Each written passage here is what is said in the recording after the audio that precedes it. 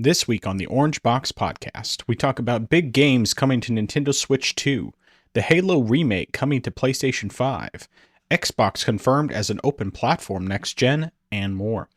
All of this tonight, but first, on to the new Beautiful Bean intro.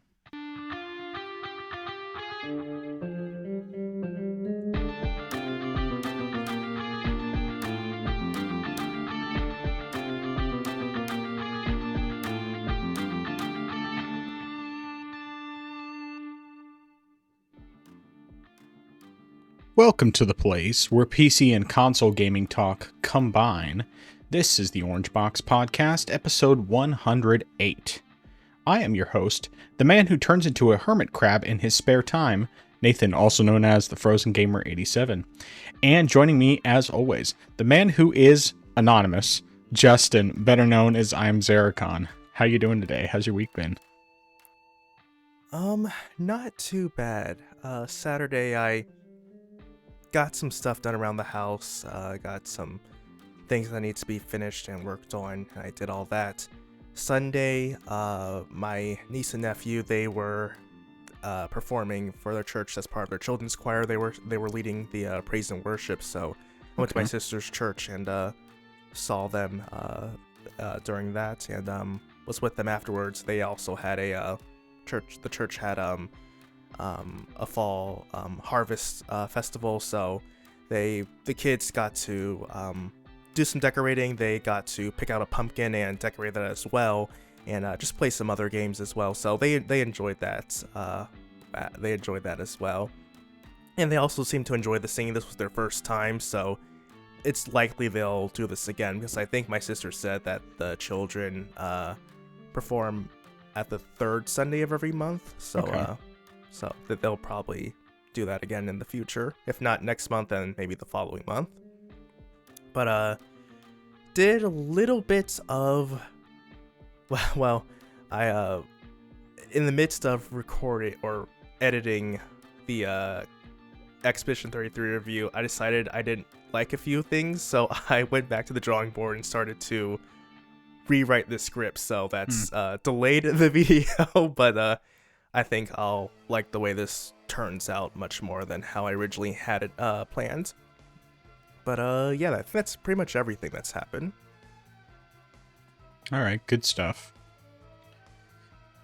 On my side of things, pretty much the only thing really of note was doing that 24-hour stream. Went well, reached the $500 goal. No thanks to Anonymous. More thanks to Anonymous. But anyway, it went pretty well. I definitely discovered that playing Souls-like games was a great way to wake myself up and to keep myself awake. So that'll be an important thing in the future, because it does make a big difference in helping me be awake. But that being said, so as I mentioned to you when I was doing the stream and you hopped back on, I didn't end up getting in a 15-minute nap during the night, because it got to I think 3 or 3:30 in the morning, and I decided to lay down thinking that I might as well go ahead and try taking that short nap. And then I laid down, and 5 minutes in, I wasn't falling asleep, and so I just decided that I would get back up, get a little snack and an energy drink, and then I was pretty much fine for the rest of the night. I mean, there's a brief time where I was dragging a bit more, but then when I switched back to Dark Souls, I was good. So, but otherwise, not a whole lot's been going on. I mean, Sunday led music. And I guess really just playing, because I'm not actually the person leading anymore, just because we've determined that one of the other guys who he and his wife always do vocals every week, but he's much better at the speaking portion of it, and so I can play and sing, but the speaking portion I've never been very good at, and So I'm actually kind of glad to not have to worry about that part. I just get to do the part that I'm actually good at, or relatively speaking anyway. So, yeah. This week. So, trying to think if there's anything really specific going on this week. Oh, one thing I did forget to mention. I mean, I mentioned it to you through DMs on Discord, but I did make the homemade Japanese curry, and it turned out superb. Nice. Thankfully, this time I made sure not to oversalt it, so it ended up coming out very, very well, and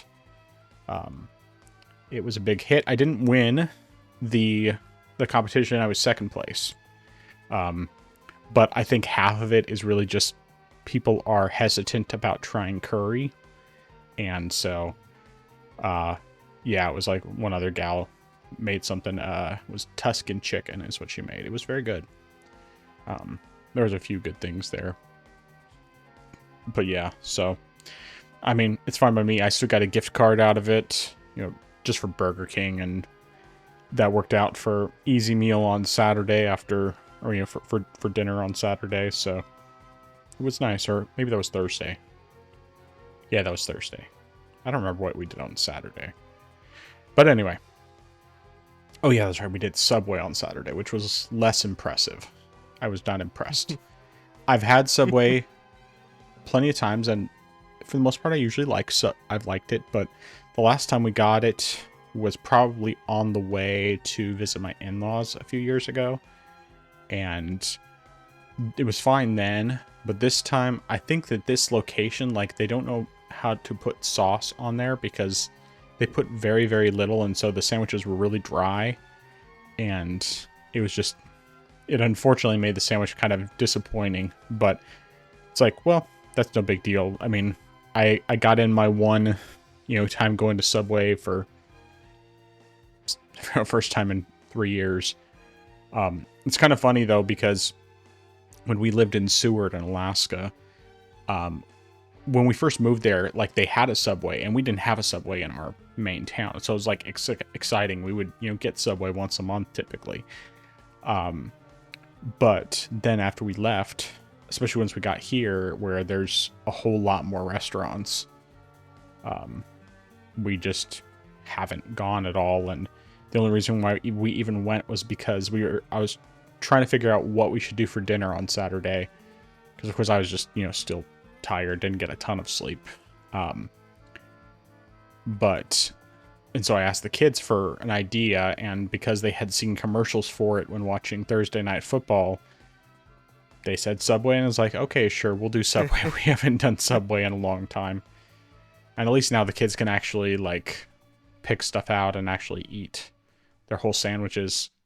Previously, when they were younger, when we were in Seward, we would get, like, one sandwich and split it into 3, and it would just be one of the 6-inch ones because they just didn't eat very much, and they were picky. And now it's like my oldest could easily eat a foot long, or almost a whole foot long.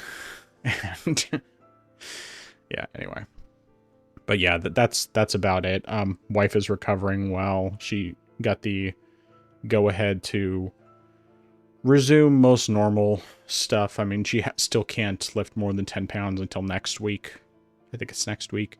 And then she can go up to, I think, 20. Then she has to do that for like a week before she can go back to normal. Which, typically she's not lifting more than 30 to like 35 pounds when she's getting a thing of cat litter or something. But that's about it. So. Nice. But yeah. Anyway, that's everything. All right. So I know your list is small this week, but what have you been playing? So, I went back to Castlevania Dawn of Sorrow, and that was primarily because part of me wanted to go ahead and do the Julius mode, and so I did start that up. Julius mode is kind of a good news, bad news. The good news is you're not limited too much as far as where you can go because you already have all of your abilities at the start, and that means you can sort of like have your double jump so you can reach areas you probably normally wouldn't be able to go if you played the base game. and you have all these other different skills. So that's the good news. The bad news is it means it's not completely linear, so you have to sort of like figure out what's the best way to go, especially with knowing, okay, here's a certain boss that could be more difficult than another boss, so it's really trying to just like mentally just gauge where the best way to go is for you. And there's really no, with the exception of 2 or 3 like moments, there aren't really any cutscenes or anything like that like there are in the base game. So it really is just pure gameplay for the most part. And I actually made a error a few weeks ago saying that Portrait of Ruin was the first DS game to have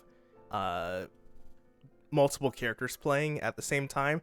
That's wrong. Well, I mean, not at the same time, but you could switch between them. I was wrong. Dawn of Sorrow actually did it first because I forgot that you could play as Yoko and Alucard in Julius mode as well. So, Okay. I mean, you do have to find them in the castle, but that's like on the general path you're going to be as you go from boss to boss. So it's not like you're going to miss them or anything like that. So you can easily switch between them. Initially, I was just mainly playing as Julius, but during certain times, I did find the need to switch between them, especially with Yoko, because she's the only character who has an ability that can heal the party. That's really just with her weapon that just like, it's a small amount, but you can recover damage with each hit you land. And she also has, I think, the best backdash out of the 3, so that's definitely great for evading enemies. And then, of course, Alucard has a lot of versatility with his skill set. And, you know, I think there are definitely a couple times, and also because he can turn into a bat, that just makes things a whole lot easier with squeezing through narrow spaces or just reaching higher areas that you normally couldn't do in general. So it's definitely, each character has their special, unique skill set that makes them viable for the game. Now, because of the fact that you do have a limited skill set, it can make things a little more difficult because there are no healing items. You can't use any type of skills that you would get from souls or anything like that. There are no items that you can actually gain or equip. So what you have is what you get and what you can use.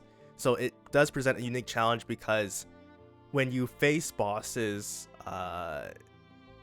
unless you're doing very well, you will get close to dying. And so the only way to, you know, heal yourself is to switch to Yoko and try to just land some hits on enemies to try to recover some health, even if it is very limited.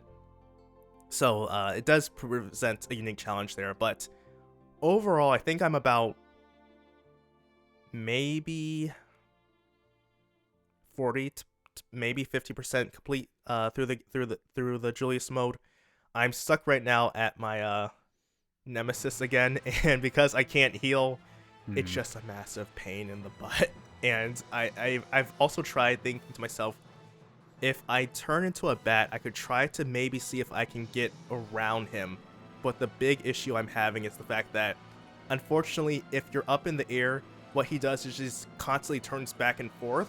So he doesn't make it up his mind where he wants to go. Yeah. And I have to just face him head on and just try to power through that. Because unfortunately, Julius has the best range out of all the base attacks, just because the whip reaches farther than all the other attacks. So that's good because it keeps you safe.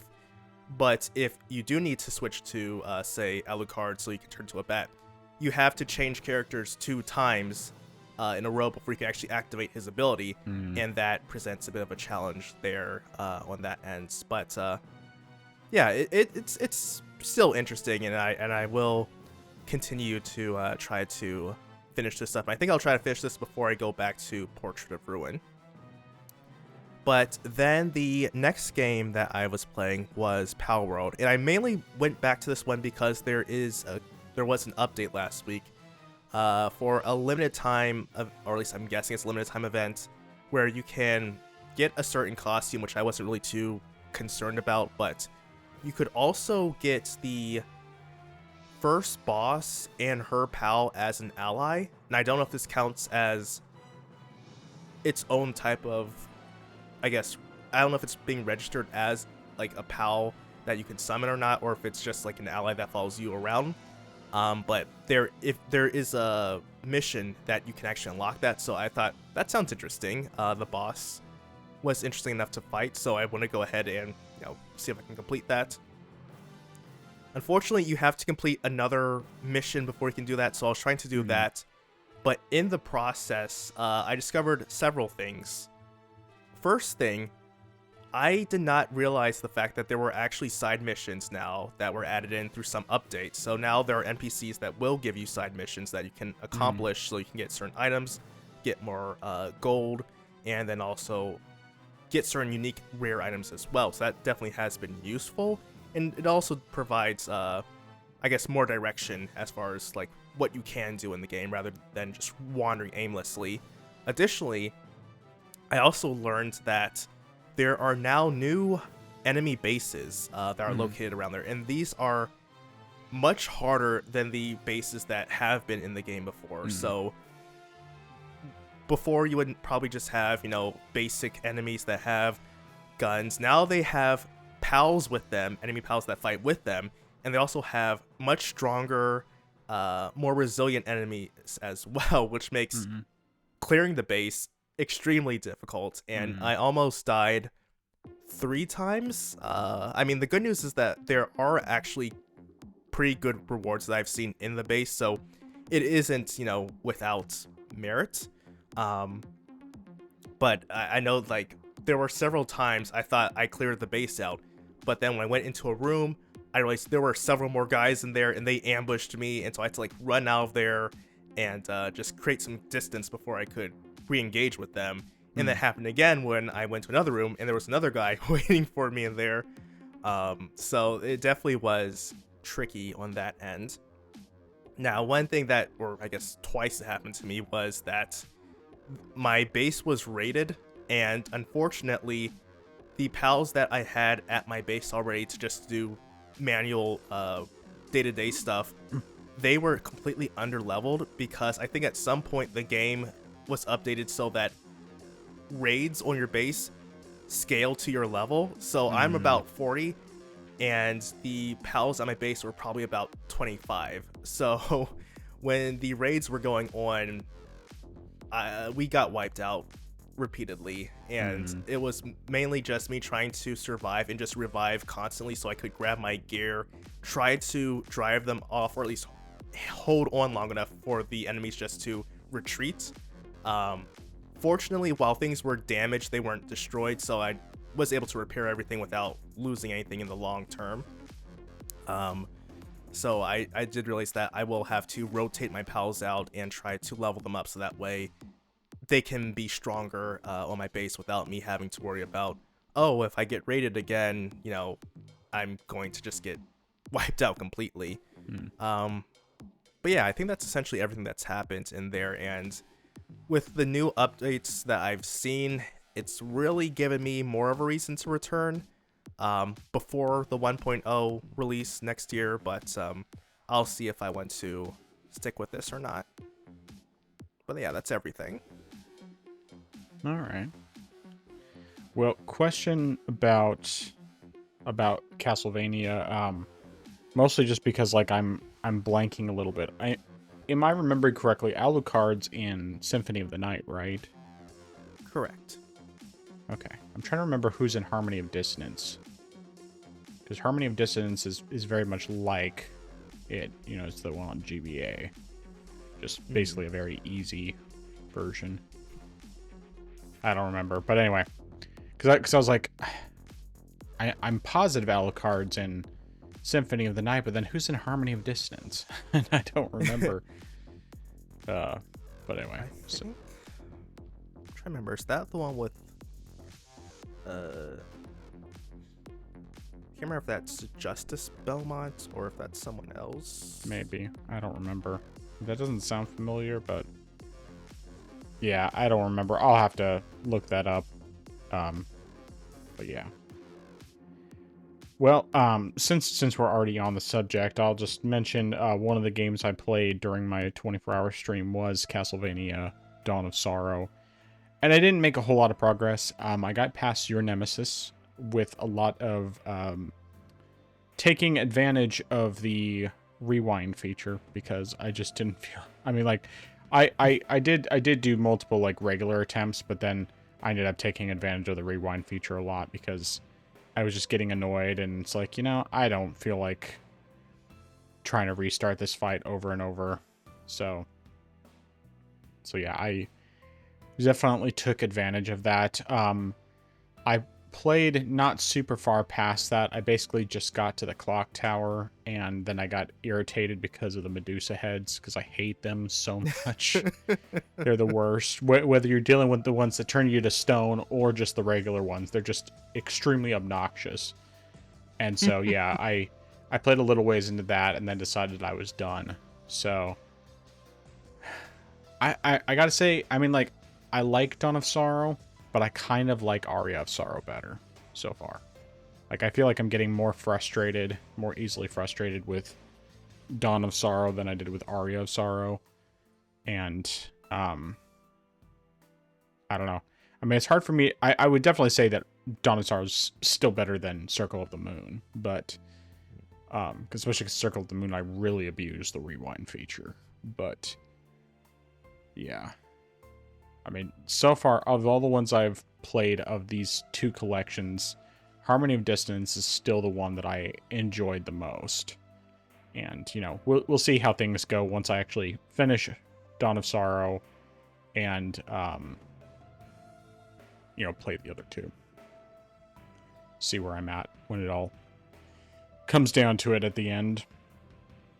But, as I mentioned, I obviously did a bunch of games during my 24-hour live stream. Not as many as I have some previous years in general, but still a pretty good number. So, of course, I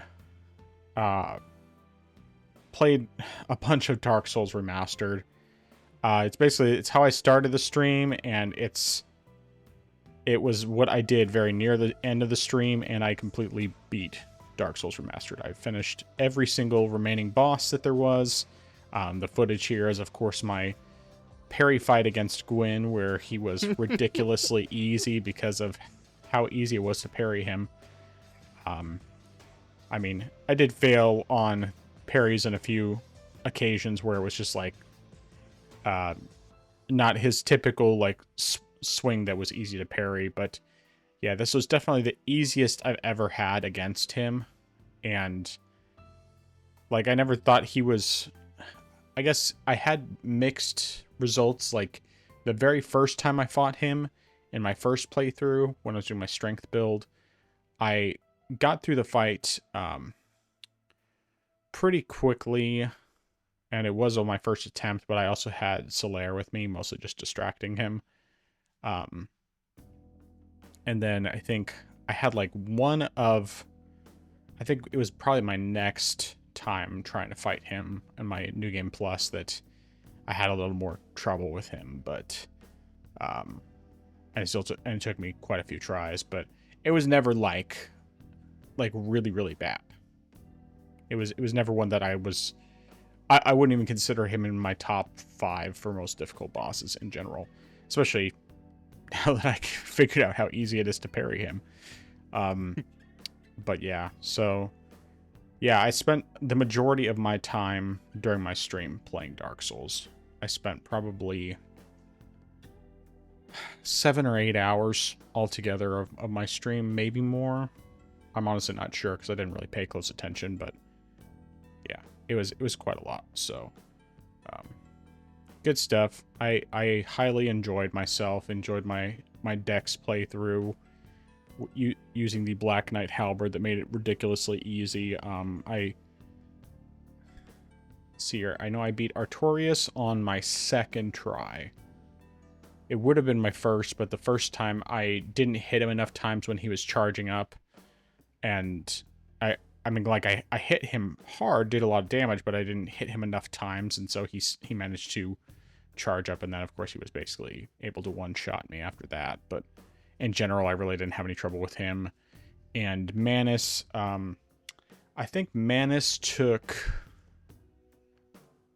I want to say it was 3 or 4. I think it was my 3rd attempt against Manus that I beat him. I was considering trying to do the cheese where you can shoot arrows at him from outside the arena, but you have to have the hawk ring, which I didn't have, and I didn't really feel like going back to try to track it down. I mean, I could look it up where it is, but I still have to go get it, and it's like I was already there. It's the last thing I had for the DLC, so I figured I might as well just go in, and of course I knew I could beat him, so I went in and took a few attempts, but I was able to take him down. And Calamite, I think, was my first attempt, although when I was fighting Calamite, right near the end of the fight, I had the thing pop up on my screen, the MSI OLED thing where like it will turn it off to do refresh and everything to help keep it, prevent burn-in. And I haven't been able to get it to work to where I could turn it off. And so it's like right near the end of the fight. And I'm like, don't you dare turn off the screen while I'm in the middle of the fight. And thankfully it didn't. And then I realized after the fact that I could just look over my other screen where I had OBS. And then I just used that until it was done doing its refresh thing. Picking up the items in the arena and that sort of thing. But yeah. So yeah, good times with all of that. In general, I really didn't have a lot of difficulty. I mean, I knew my way around for just about everything. Well, no, really for everything. There were rarely spots where I didn't remember what to do. It was nice though having like some of the things were just so easy that I basically just, well, for one, because I wasn't trying to collect every single item in the areas where I typically had the most frustration, it just went a lot faster. So yeah. Other games I played, I did play some Persona 3 Reload. Like, I didn't play as much of this as I might have otherwise, mostly just because it's kind of one of those games where, because it's so grindy for the DLC where it's just in the dungeon, I could only play so much of it, and then, of course, in the middle of the night when I was really tired, it was not one that was keeping me awake very well. So I had switched back to Dark Souls, but I do know that I am at the point now where I have 2 more areas to go through. So I'm at least getting close. I just haven't booted it up since the stream. So there's that. Played a little bit of Assassin's Creed Valhalla. Really didn't play very much. I think I played maybe an hour. It might not have even been that much. Yeah, just mostly just wandering around doing random stuff. Not moving the story forward at all. I would like to play some more, but it just wasn't, because I got, more hooked on other stuff. It hasn't really been a priority, and this is not a game where I've been like, oh, I need to play this and finish it quickly. It's more like one that I expect will probably be a couple years. It'll take me to get through it, maybe longer. We'll kind of see what happens on that front.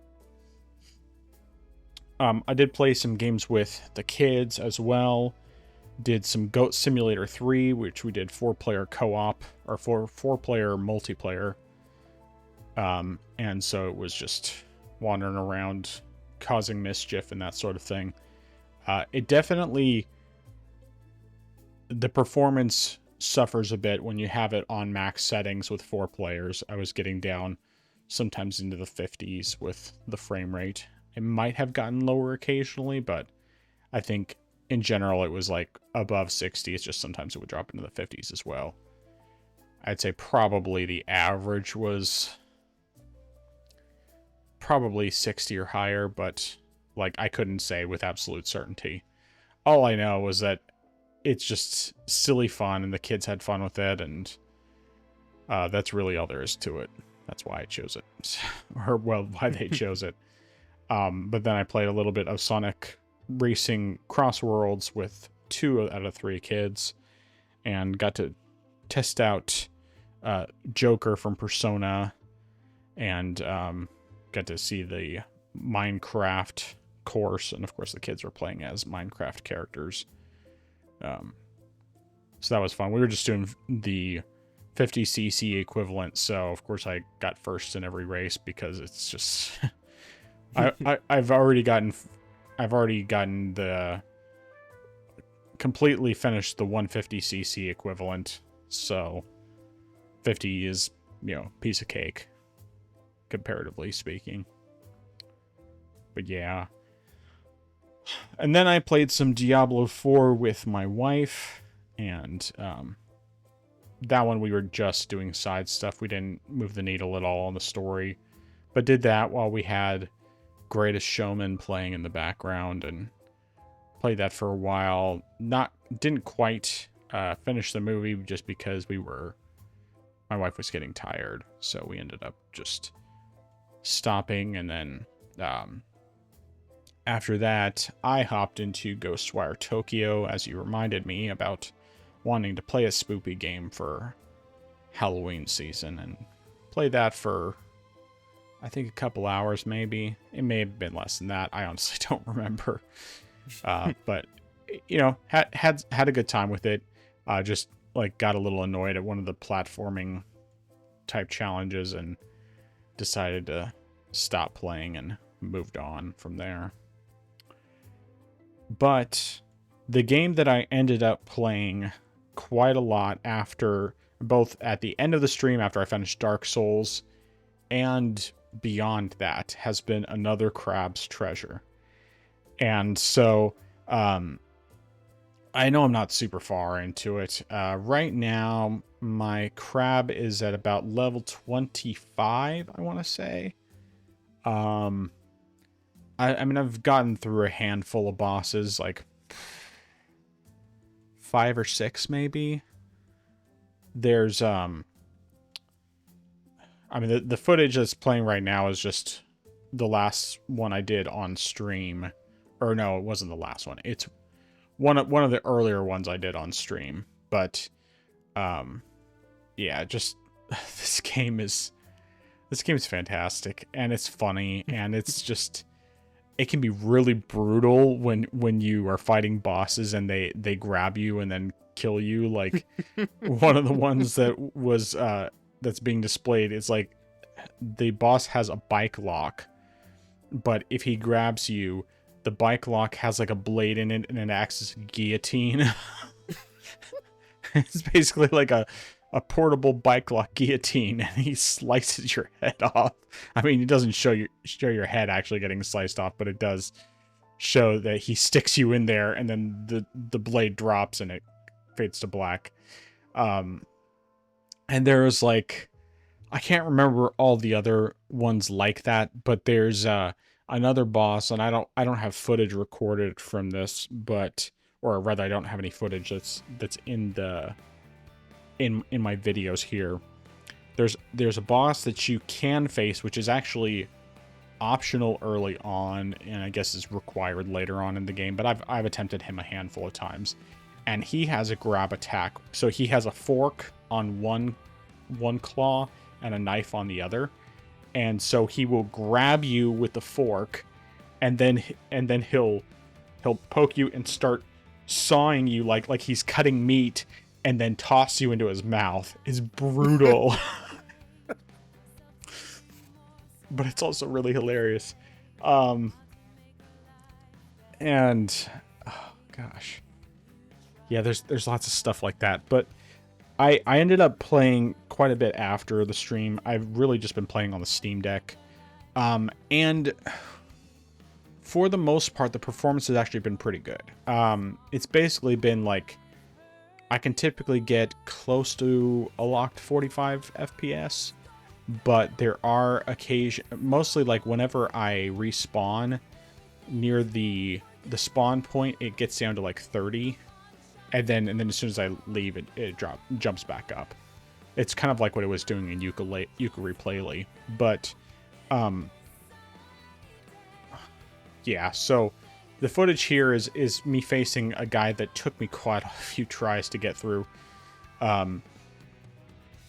He's technically an optional boss. You you can completely miss him because he's one that like you face later in the game, but early on you can encounter him and you have to get him. Once you get him down like 25%, then he'll run away, and then you don't face him for real until later in the game. But I didn't know that, and so like the footage here that's playing, initially I attempted him a handful of times and just was not. I was just not getting through him, and so then I talked to my buddy who's beaten another Crab's Treasure, and he told me that he suggested respecking and putting my main stats into resistance, which basically just unlike Dark Souls is actually a useful stat. It just makes your shell last longer. Like it doesn't break quite as quickly, and so then it's focusing more on defending and then attacking at the right opportunities and that sort of thing. And if your shell doesn't break as fast, then you have longer before you have to try and either find a new shell. Well, find a new shell really. And of course, it also protects your health for longer. So once I did that, I was able to actually get through the fight without too much difficulty because I found a good shell that was that could do better for defending, and it has an ability tied to it that actually just makes it a stronger shell even longer to make it easier. But also I found out there's when you get to a certain point in the game, it's not super far in, but you can get insurance for your shell so that every time you die when you resurrect, or when you respawn back at the moon snail shells, which are like bonfire equivalents, you will have that shell on your back, and you can do this with any of the shells that you've found. So it's pretty helpful from that standpoint. But once I did that, and then respect with my resistance higher, I was able to get through that fight without too much difficulty. And since then I've progressed a little bit, but I haven't beaten any more bosses. I've attempted a few ones, like the one I talked about with the knife and with the fork and knife. I've attempted him a handful of times, and at best I've gotten him a little more than halfway down, but I know that I'm not supposed to actually face him until later. But at the same time, if I do face him, it can be beneficial, especially because he's in an area called the Sands Between, which obviously reference to Elden Ring, the lands between. But as you're wandering this area, he will keep showing up, except in like certain spots on the map that repel him. And so if you kill him, then you can wander freely without having to deal with him showing up at all. But if you don't kill him, you basically just have to run from one safe spot to another. And you just keep doing that until you get to, past that area. So I will probably end up going back there later on and try to see if I can fight him some more. I think it'll help a lot playing on my desktop, where I have a much better frame rate. But then also the when I got into later areas, like a little bit past this last guy that I beat, that had to knock off 25% of his health, some of those areas the frame rate started to have serious issues. So that's really disappointing. I ended up installing the game on my laptop as well, and I don't have any footage in here for that because I haven't recorded any footage. I just played a little bit before we got on the call tonight, but I have to kind of figure out exactly the best settings. I think right now I have it set like medium visual settings and high textures, and I'm getting a good frame rate. Like initially it seemed like I was just basically getting around 60. When I had it like on low and hot, low graphic settings and high frame rate, or not high frame rate, high textures, then it was doing like in the 80s. And then when I was playing beforehand, and I had it like medium. What was it that I had it? I can't remember. Anyway, the point is that I'm not entirely sure what the frame rate is, but it's not too difficult to get above 60 on my laptop. And I may end up playing it more there than not. It seems like in general, like the Steam Deck performance is just fine, and it's very possible that maybe it's just one of those things where, like, if I restart the Steam Deck, then the performance will be just fine and I won't be dealing with the low frame rate. But there was just this area where the frame rate was really low, was getting down really low, and then to top it all off, there's like this sniper that keeps firing at me as I'm going through this area. And so it's you got low frame rate plus trying to avoid a sniper, and then you're dealing with enemies on the way to the sniper, and there's no like additional save things in between, the beginning and end of that. So it's just kind of like, okay. But yeah, this game is something where I love it very much, but I also find at times that I'm getting kind of frustrated. And I mean, it's the same as it is with, as it's been with Dark Souls and Dark Souls 3 and Dark Souls 2 and Sekiro and everything else. Just when you occasionally you'll come across an area that's just not going well. And I don't know, some of these, it's possible I'm in there earlier than I should be, and maybe that's why I'm struggling more with it. But like, I'm just not quite sure. So I'm going to have to see what I can figure out with that. I'll definitely be playing more of it.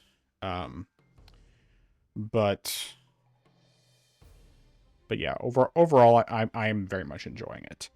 I do want to, there's one last game that I played a bit of, and it was just kind of like I guess you could say almost a side quest that I just decided I was interested in checking out. Basically, I was going through, I got one of those Fanatical bundles, it's like $5 for 10 games or something like that. And so I was just adding those to my Steam library, the ones that I had gotten from that I hadn't redeemed yet. And I came across one that interested me just because it's like, okay, I think I might check that out. Because the way it was described was it was an RPG using Scrabble, essentially. And it's called Letter Quest Grimm's Journey.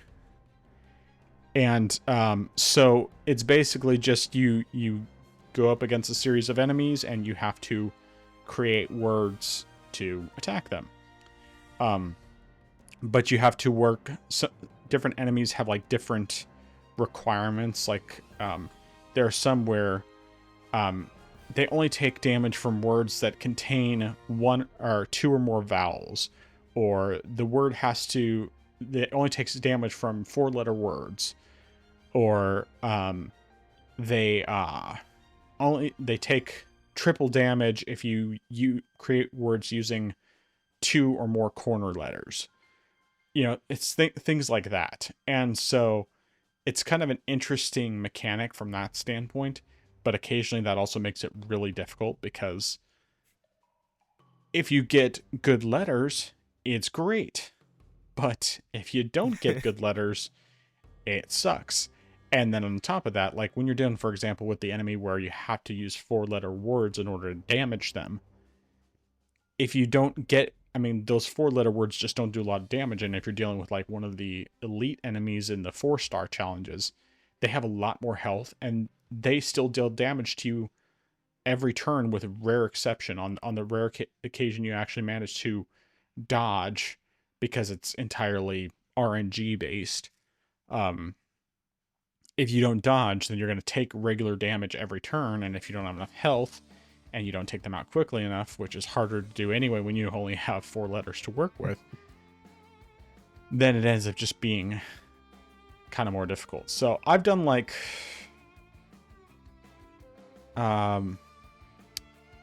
9 levels. Well, it's because each level has like 3 separate star ratings. Like it'll have the first one that's just the basic, and the second one that's timed, and then the third one will have some sort of unique challenges attached to it. Sometimes that it's both timed and they have certain requirements, and then other times it's, you know, just everybody has very specific requirements, and they'll like bring up tiles that will get poisoned or turned to stone so they can't be used, or they'll be cracked so that they don't provide any points, that sort of thing. So yeah, basically it's just kind of a side thing that I played a bunch yesterday, and I haven't played it since, but I don't know. I like Scrabble a lot. I wish it was a little more Scrabble-y than it is. But all things considered, it's still pretty fun, and, you know, it was an extremely cheap game, basically a 50-cent game. So, yeah. That's it. That's everything. All right. Yeah, I was just looking at the trailer for the game on Steam. Definitely seems interesting, and that's definitely a unique game from what I can tell. Definitely different from most games that you see these days.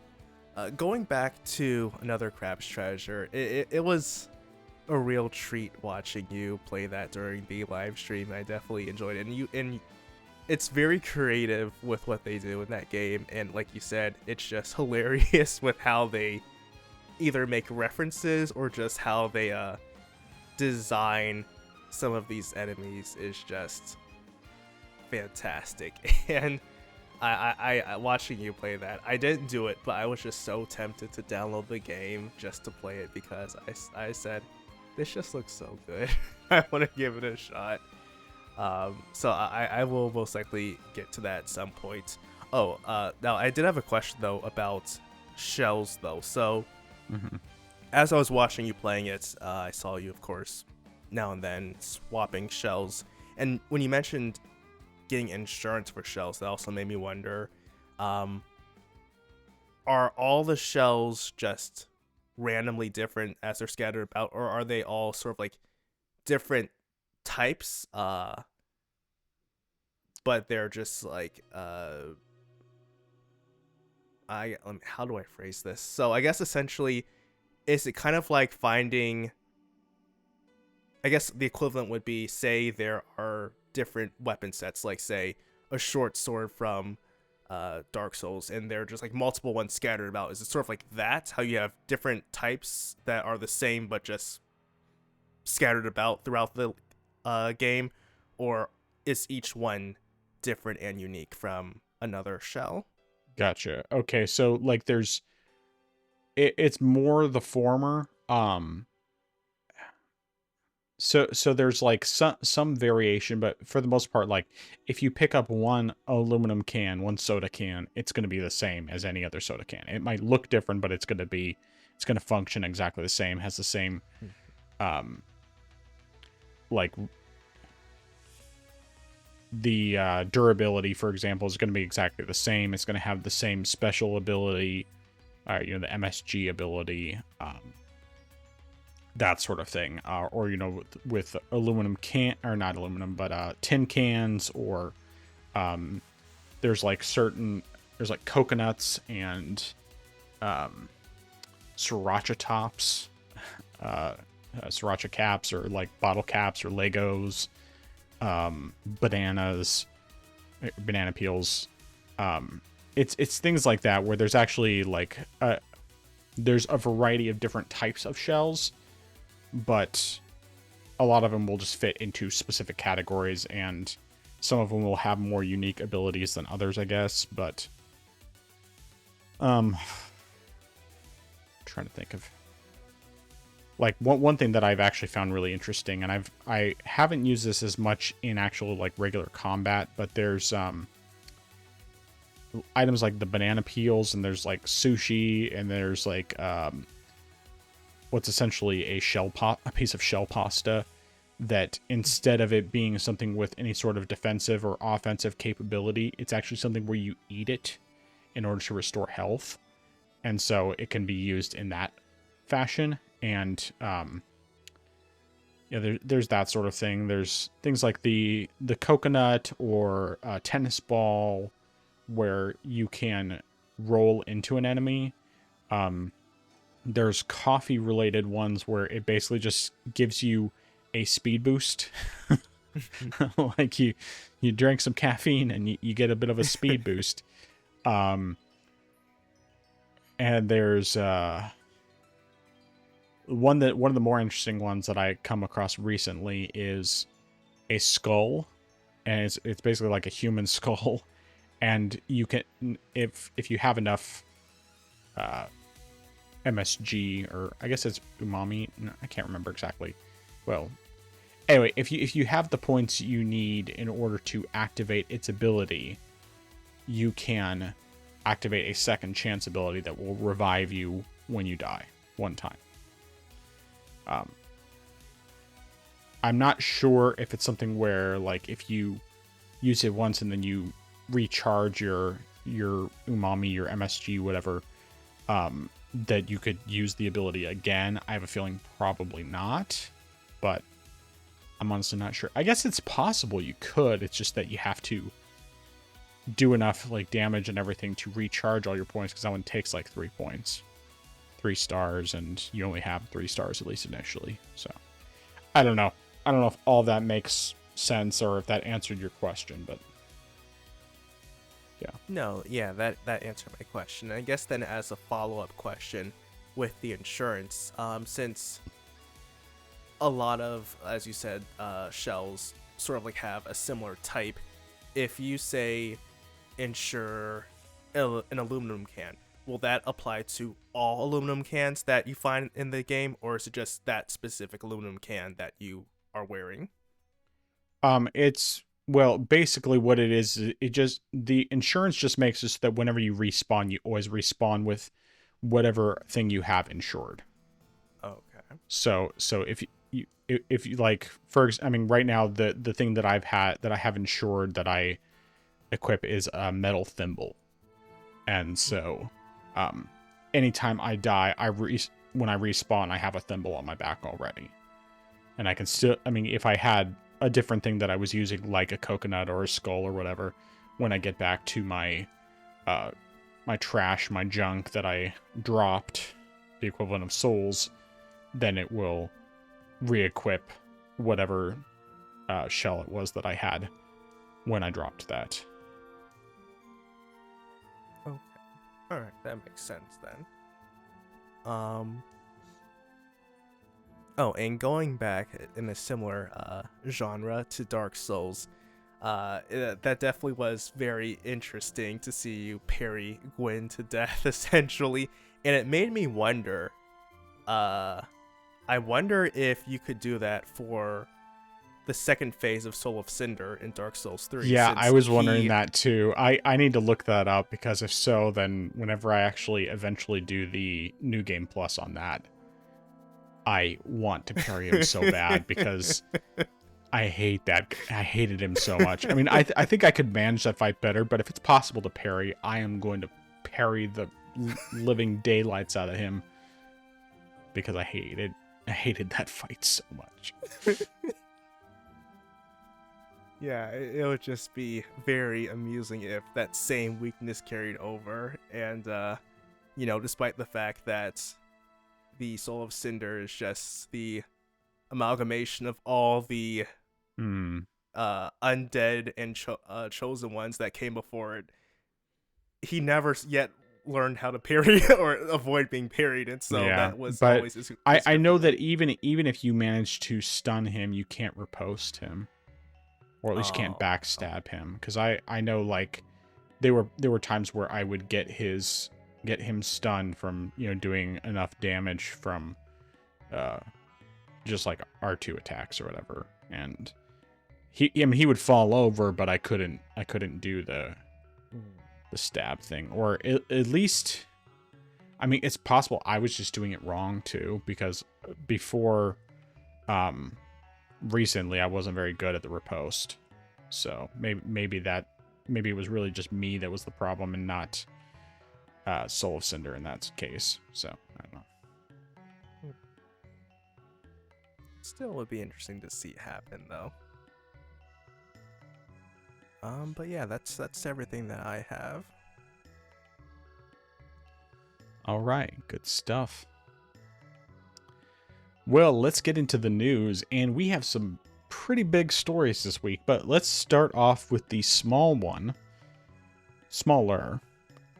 and that is the fact that both Assassin's Creed Shadows and Fallout 4 Anniversary Edition were confirmed for the Switch 2, and we already had rumors about AC Shadows specifically. I can't remember if we had anything about Fallout 4, but I wouldn't say it is surprising at all, especially since it's 10th anniversary next year. Actually, it might have come out 2015. I can't remember, but anyway, regardless, Assassin's Creed Shadows is actually coming out December 2nd, so it's very soon. But yeah, what are your thoughts? So I guess starting off with Fallout 4, I think it definitely kind of makes sense, as you said, the anniversary's coming up, and and I mean the game that came out on the PS4 originally, correct? Yeah, so PS4 yeah, so and Xbox One. Yeah, PS4, and Xbox PC. One. So it's definitely a game that the Switch 2 would be able to run. So I think that definitely makes sense, and more of Bethesda's games are being ported over. I mean, Doom's come over, but I don't think really any of the Fallout games have really made a jump. So this would be a big a big beginning. And so maybe with this we possibly could see other games come over, like maybe Fallout 3, New Vegas. I don't know if there were any console ports of 1 and 2, but maybe those games could come over as well. And then maybe at some point, Fallout 76 could possibly be ported over too. Yeah. So that's definitely a possibility. And it would be interesting to see happen on that end. So I think it should definitely run well. I don't see any reason why it shouldn't perform horribly. I'm pretty confident that with the better hardware and DLSS, I think it should be able to run, even if not, the best visual settings. It should be able to run at, maybe 60 FPS, I would imagine, on that end.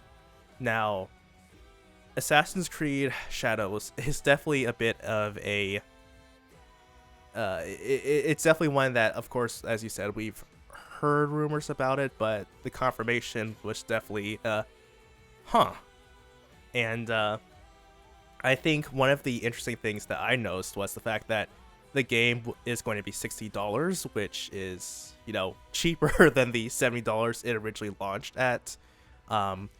And I'm also, I guess, in a sense, surprised that it's costing that much, considering the fact that it's also a game key card, which I'm not too surprised about either, because for one thing, there were the devs that were saying that with putting games on the Switch, like physical wasn't possible, and they had to do it like on a game key card essentially, and they couldn't because of the bandwidth that the cartridges have. It wasn't fast enough, and so the game key card was like better. So I'm not surprised. I mean, also the fact that third-party devs, having a game physically has been proven to be difficult to just get your game on a cartridge just because of the way Nintendo set everything up. So I'm not surprised on that end either. I'm interested in seeing how the final performance is going to be. I'm just very curious on that end. But we'll definitely see. It is interesting that it does have cross progression though, so that is pretty cool. So if you've been playing the game on a different platform, then you want to play it on there, then you can transfer your progress over. I think that's definitely pretty cool. Yeah, whenever a game has that ability, it's wonderful, in my opinion. So, yeah, that's what I think. All right, well, starting with Assassin's Creed Shadows, since the footage is currently playing, um, the trailer on YouTube was only 720p and 30 FPS, potentially with some drops. The footage, it doesn't look horrible.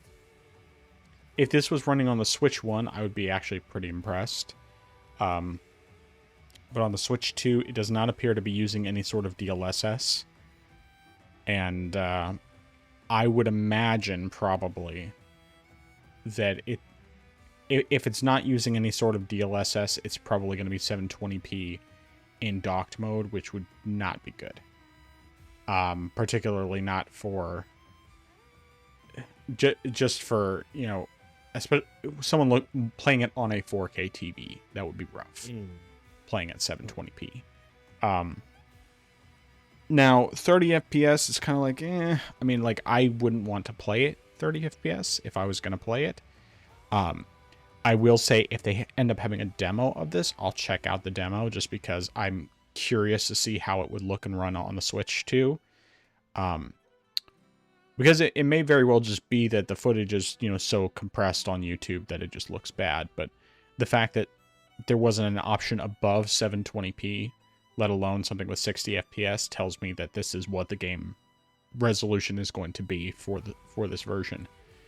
And it would probably not look as bad on the handheld as it will on the TV, but 720p on a 1080p screen still doesn't look great. So there's that at least, but hey, I mean, the fact that they're doing cross progression is great. I'm very glad to hear that because I know that there are people who will definitely take advantage of that. And I mean, shoot, if I was more interested in this game and I didn't have a Steam Deck, I probably would play it on. I would be more interested in the Switch 2 version, but for starters, I'm not sure this is a game I'm ever going to play because of just the issues surrounding this game in general. But also, I definitely wouldn't want to play at low resolution 30 FPS. It's just not really worth it to me. Not anymore. Now, if it was like, it is on PC where you buy it, it's lower resolution and frame rate initially, and then when you get better hardware, it runs better. Then maybe, but that won't be the case because that's not how console games work in the majority of cases. So,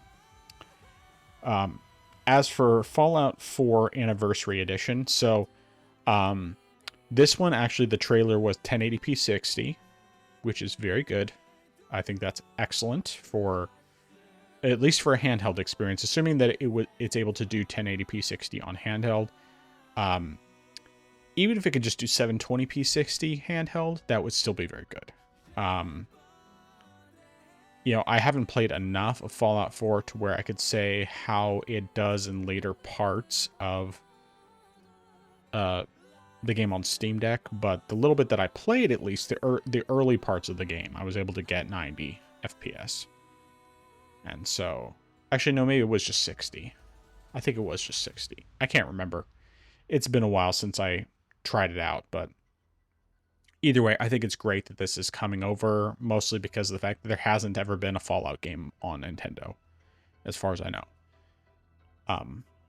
So that's pretty cool. I mean, there's been rumors about getting Fallout 3, like a remake or whatever, coming sometime in the near future. And I would imagine that if that's coming to other consoles, it'll probably come to Switch 2 as well. But either way, I'm more impressed with, assuming the performance is fairly consistent, I'm more impressed with this than I am with Assassin's Creed Shadows, even though, of course, Shadows is a much newer game. Fallout 4 just seems to look and run a lot better. So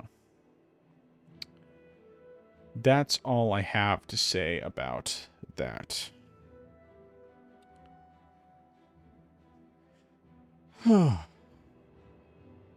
All right. Well, we got two big stories this week. Uh, I'll let you take your pick of which one you want to cover first. Oh man, they're both good. I guess we'll start with Halo. All right. Halo is getting a remake. And I should specify Halo 1. And this was being called Halo Campaign Evolved. The original game was called Halo Combat Evolved. And this is a full remake of the first game. And the thing about this one that is very interesting is the fact that, it's coming to Xbox and of course it's coming to PC, but it's also coming to the PS5 as well. Day and dates at that even. But there's definitely a whole lot into that's going into this game. So it's a full remake. It's got the original campaign, but it's also being expanded upon. It has a prologue with I think 3 missions, which is going to focus on Master Chief as well as Sergeant Johnson as well. Additionally, the game is going to have 4-player co-op in the campaign, whereas the original game had only 2-player co-op. But one of the additional things, well, I guess you could say, not additional, but retraction, is the fact that there is no multiplayer. There's no multiplayer matches as far as like, team deathmatch.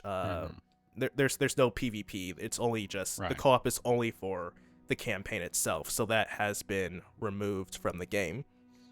It is also going to be the first Halo game that is using Unreal Engine 5. So they're not using Slipstream engine anymore for Halo. They're just going to be using UE5. And it's going to be coming out in 2026. Different things have been added as well, as far as some of the different, I guess, mechanics of the game. For example, there's now a sprint feature that wasn't in the original game, although they said you can toggle that on and off in the settings. Some of the weapons have been changed, and also like weapons that came out in later games, such as the energy swords and some of the other guns also have been added into this one. You can also use some of the Covenant ships that you couldn't use before, so that's definitely new for this game in particular. And there are also some other aspects that have been changed as well. And that, of course, because of being able to, or because the fact that that you have a 4-player co-op, you can they did actually have a way to change how you can ride on like the Warthog. So now you can have 4 players play on one, and although they had to tweak how that worked. So before, the other one could only, I think, have 3 players, but now you can have 4 there on them. But then there are also some like other designs and stuff that changed as well. I think also they added new skulls for the campaign as well, so different ways to change the challenging aspects of the campaign. But that is the nitty gritty of everything. So before I get into my thoughts on this, what are yours, sir? This one is a weird case, I think. So, for starters, the fact that it's coming to PS5 day and date, honestly, I'm not surprised by that at all. I mean, we've talked about this for a while, that ever since it was just 4 games, because initially that's all it was, we always thought that there was going to come a point when Halo, among, many other first-party games, would make their way over to PlayStation. That was just an inevitability, and it's been pretty obvious with the direction Microsoft has been going that this type of thing was going to happen. So from that standpoint, like I said, we've talked about it for quite a while. We were talking about it while a lot of people were still in denial about that sort of thing happening. But as far as the look at the game itself, so I have very mixed feelings and thoughts about this. On the one hand, I do think visually it looks very impressive. Of course, I mean, Unreal Engine 5, it is a beautiful looking engine. Like, it really is beautiful in general. I mean, even if it is fairly generic, and it doesn't necessarily have the same personality as the original Halo games do because of the fact that it's not using Slipstream. But there are definitely some issues I have with the looks of this, and really a lot of it is kind of more just like personal preference than anything else. But it does appear that it's using some type of upscaling, particularly because like the icons around the guns and the grenades and the healing and that sort of thing all have like some ghosting going on throughout it. In general, it doesn't seem like the upscaling is all that bad. Like, it doesn't really seem like it's negatively impacting things, but it's still something where, I mean, obviously they have to use upscaling in order to be able to get 4K. And that's the only way they can do it, because to have 4K 60, you have to have upscaling. There are some potentials, and it honestly wouldn't surprise me if they're using frame generation.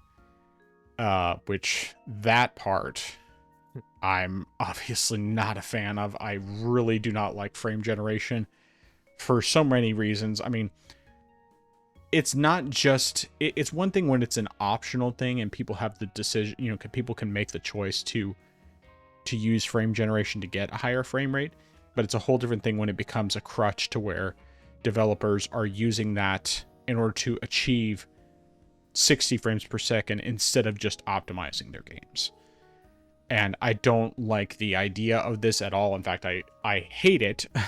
And so I hope that it's not actually using frame generation, and that even if it's just, okay, they had to use upscaling in order to get the pretty visuals and all that, then sure. But they also haven't said where this demo is running from the footage from their Xbox thing. I mean, theoretically, it's running on an Xbox Series X, but it could just as easily be running on a high-end PC.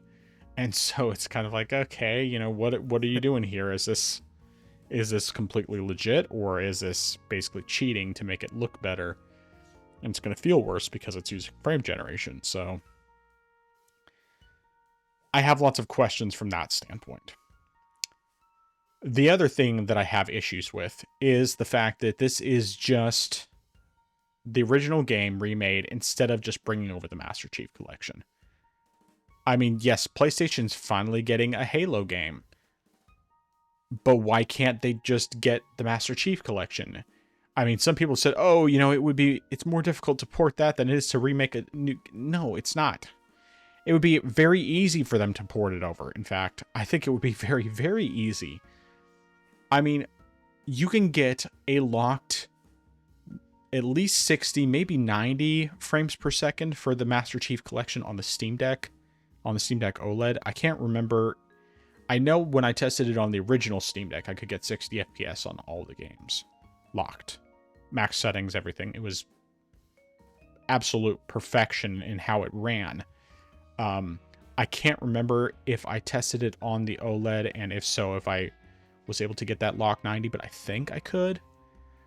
Either way, it's just like, instead of getting, I think there's like, there's at least 5, maybe 6 games, Halo games on the Master Chief Collection. Yeah, I think it's 6, because you have one, both, I mean, which is technically the original, and I mean, it's the anniversary edition, but of one, but you can toggle between the original and the newer, the 2011 visuals. And then you have the anniversary edition of 2, which you can also toggle the visuals. You have 3, you have ODST, you have 4, and you have Reach. So you have 6 Halo games in the Master Chief Collection. It's way cheaper. You get a lot of games that are great, that are well designed. I mean, they still hold up really well. Or you get one game that's a lot prettier, but presumably is going to be $70. And on top of that, they also added in some new mechanics, which, to be fair, at least they allow you to shut some of those things off. But it in the new mechanics and the weapons that were not in the original campaign definitely will affect the balance of everything. And then they added aim down sights for all the weapons, whereas in the original game you only had aim down sights for a few weapons. Like you had it for the sniper rifle, of course. You had it for the I can't remember what the base pistol's called, but you had it for the pistol, you had it for the sniper rifle. I think you had it on the rocket launcher, if I remember correctly. But you didn't have it for anything else. And now you have it on everything. Plus you have additional weapons that are a lot stronger, and it's just like, okay. I mean, it's changing those things will affect the balance. Now, oh, and instead of using health packs, now it's you sit in a corner to recharge your health. Which, for Halo, that doesn't really make sense, but at the same time, like, I mean, I guess I get it. You know, they want to modernize it and all that. I'm not a Halo purist because I haven't played through all of the games, but I do own all of them except for 5, and I think, like, I guess the Halo Wars games I don't have, but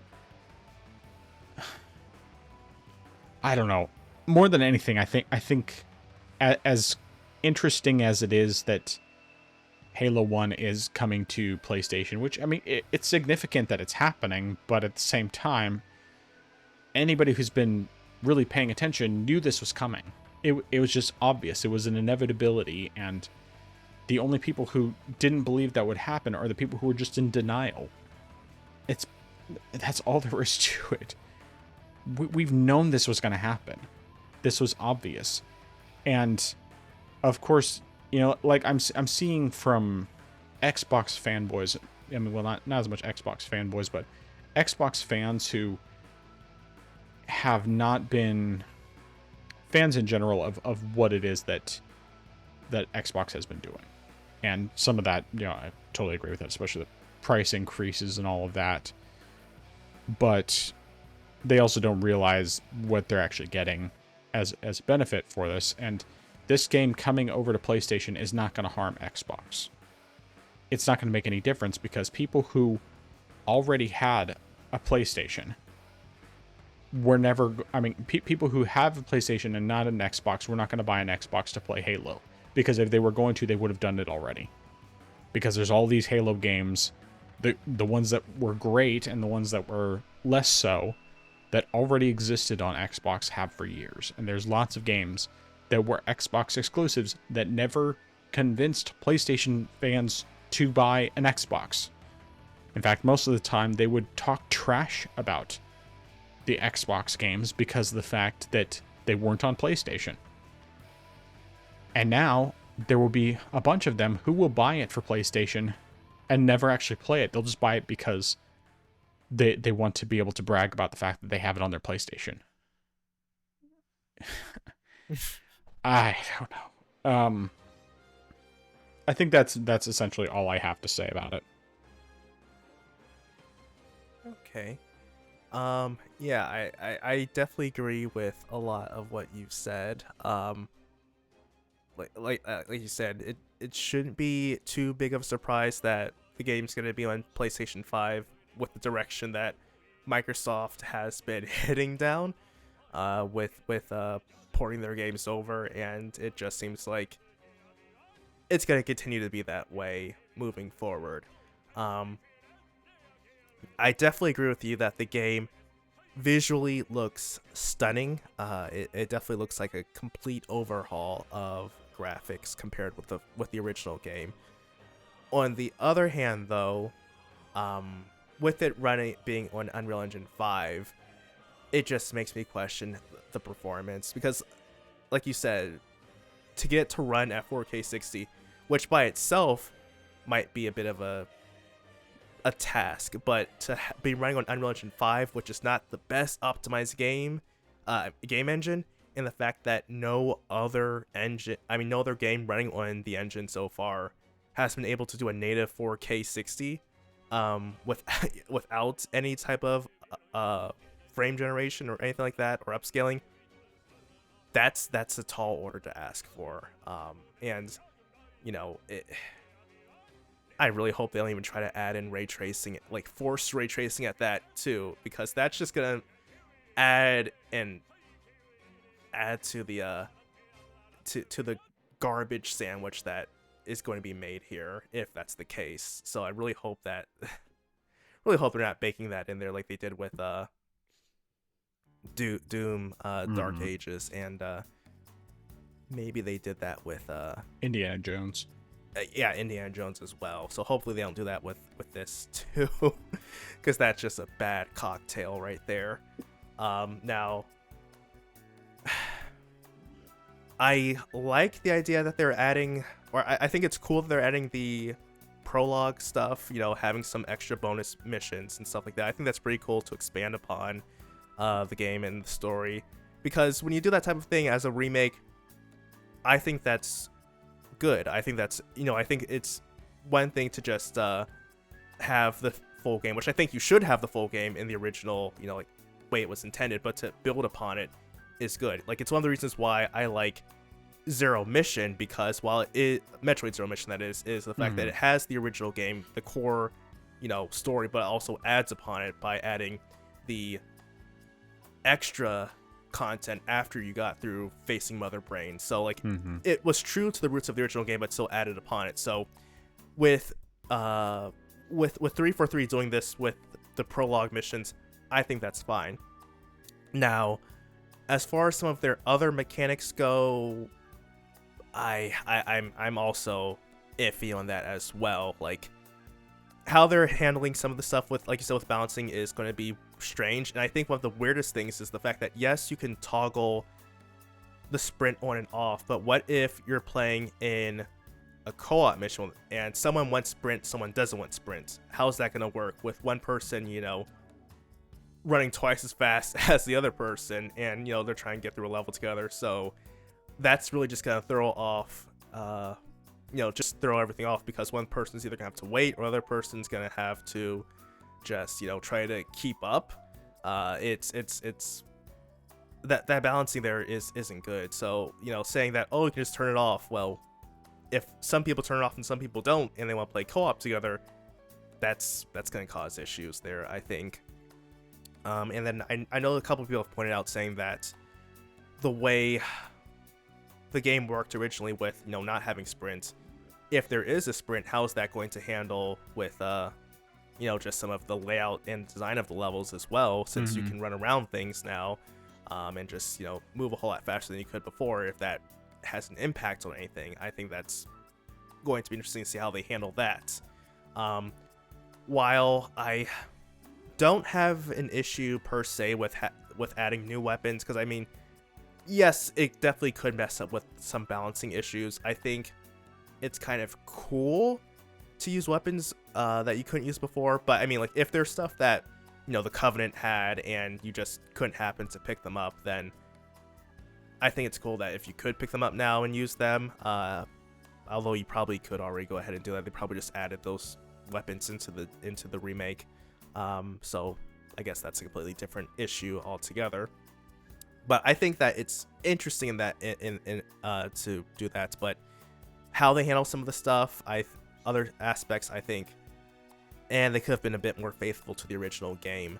Now, one thing that I forgot to mention is the fact that it does have crossplay. So, you know, if you're on PlayStation, if you're on Xbox, if your buddy's on like another platform, or if you're on PC, you can go ahead and play with them regardless of that. So I think that's definitely a great thing that they're doing here. You know, some people might say, oh, I don't want to play with people on this platform, but the fact that you have the option to do it is wonderful. Like, I think crossplay is something that has been needed for a long time, and I'm glad that more and more games are starting to incorporate it.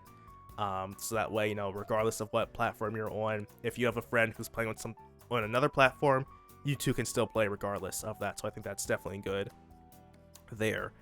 Now I guess, like, the last thing I have, which is the biggest issue, is what's the pricing going to be on this thing? I mean, it better not be $70 for just one game, when, you know, the Master Chief Collection, when that came out, that was $40, and you got 6 games.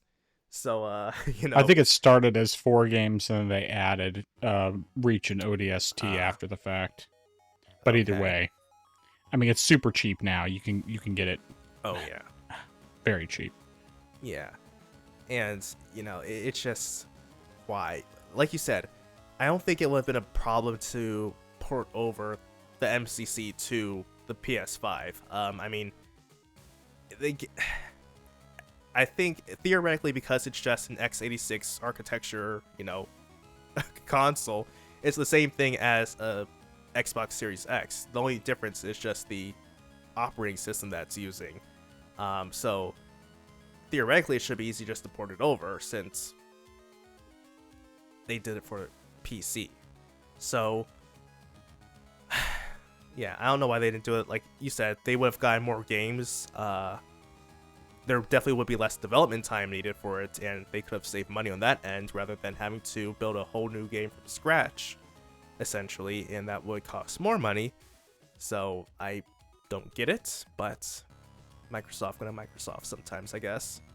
But it'll be interesting. I'd have to wait and see all the aspects that go into this game, whether I have to see like how the performance is, if it's going to require, like upscaling or frame gen to run at 60 FPS. We have to see if what the pricing is going to be like. I have to see if certain aspects or, certain story things are changed or whatnot.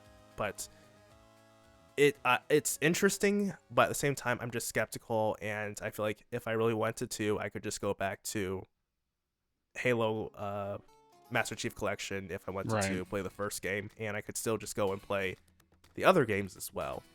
Mm-hmm. But yeah, that's essentially everything that I feel like I have to say on the matter. Yeah, I will say this actually inspired me to go ahead and reinstall the Master Chief Collection on the Steam Deck. I mean, I'm just going to install one game at a time because you can customize which games are installed. But I'm just going to go through them in release order because I don't know necessarily if I'm going to play them all, like soon or anything, but I'll probably at least boot up the first Halo and continue on with my playthrough because I've beaten the first Halo. Like, I beat it on PC, the original PC version, which actually, let me bring that up here. 1 second here. Yeah.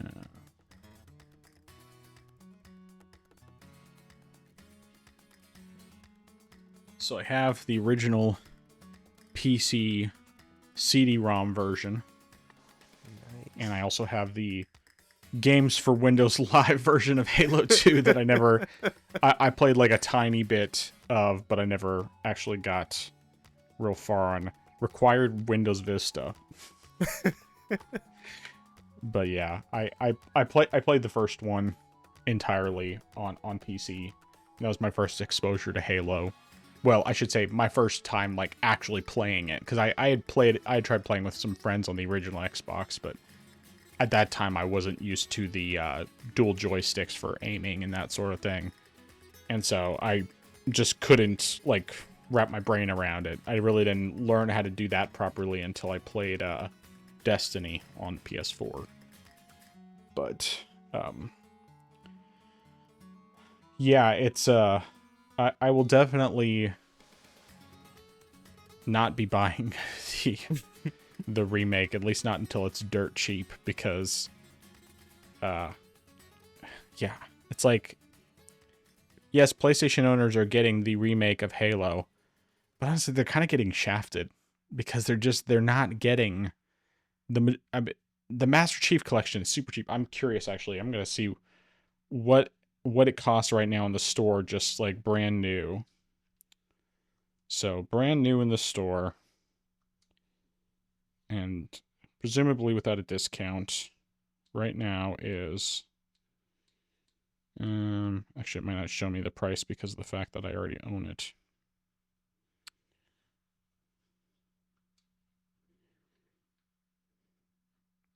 Well, anyway, point is that it is very cheap.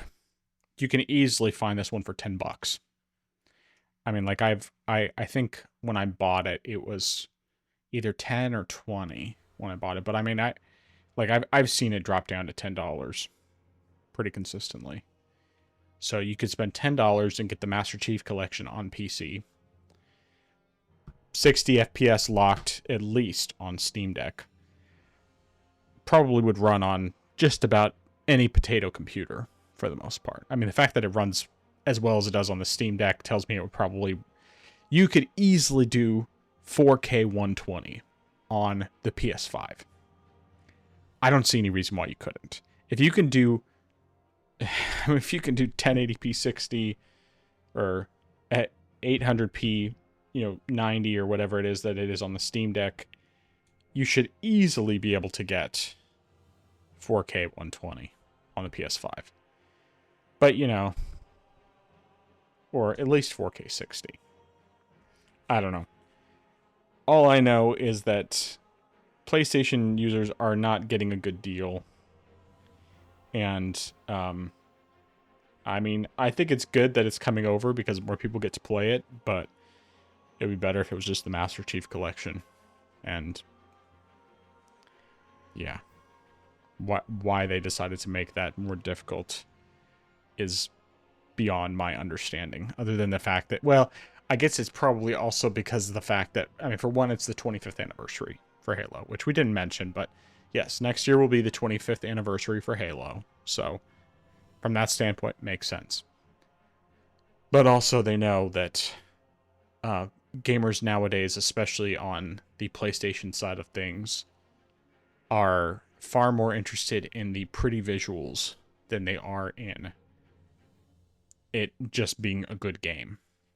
So, anyway, that's stuff that, and I'm not meaning to dog on PlayStation users. I mean, it's just people who play games modern in general are less interested in older games. And I mean, the Master Chief Collection originally came out in 2013, so it's like, or 2013 or 2014. It said that it was a 2013 release date on the store page. So but I thought it was 2014 that came out. Either way, the point is that, it's been out for a long time. And even though it would make way more sense to put the Master Chief Collection on, at the same time, I also see they can make money. And that way, 343, which is, I guess, now Halo Studios, is actually doing something with their time. Because just porting over the Master Chief Collection wouldn't be that big of a deal. Certainly wouldn't justify their existence all that much, because they could have just about anyone do that part. But yeah, that's all I got on that.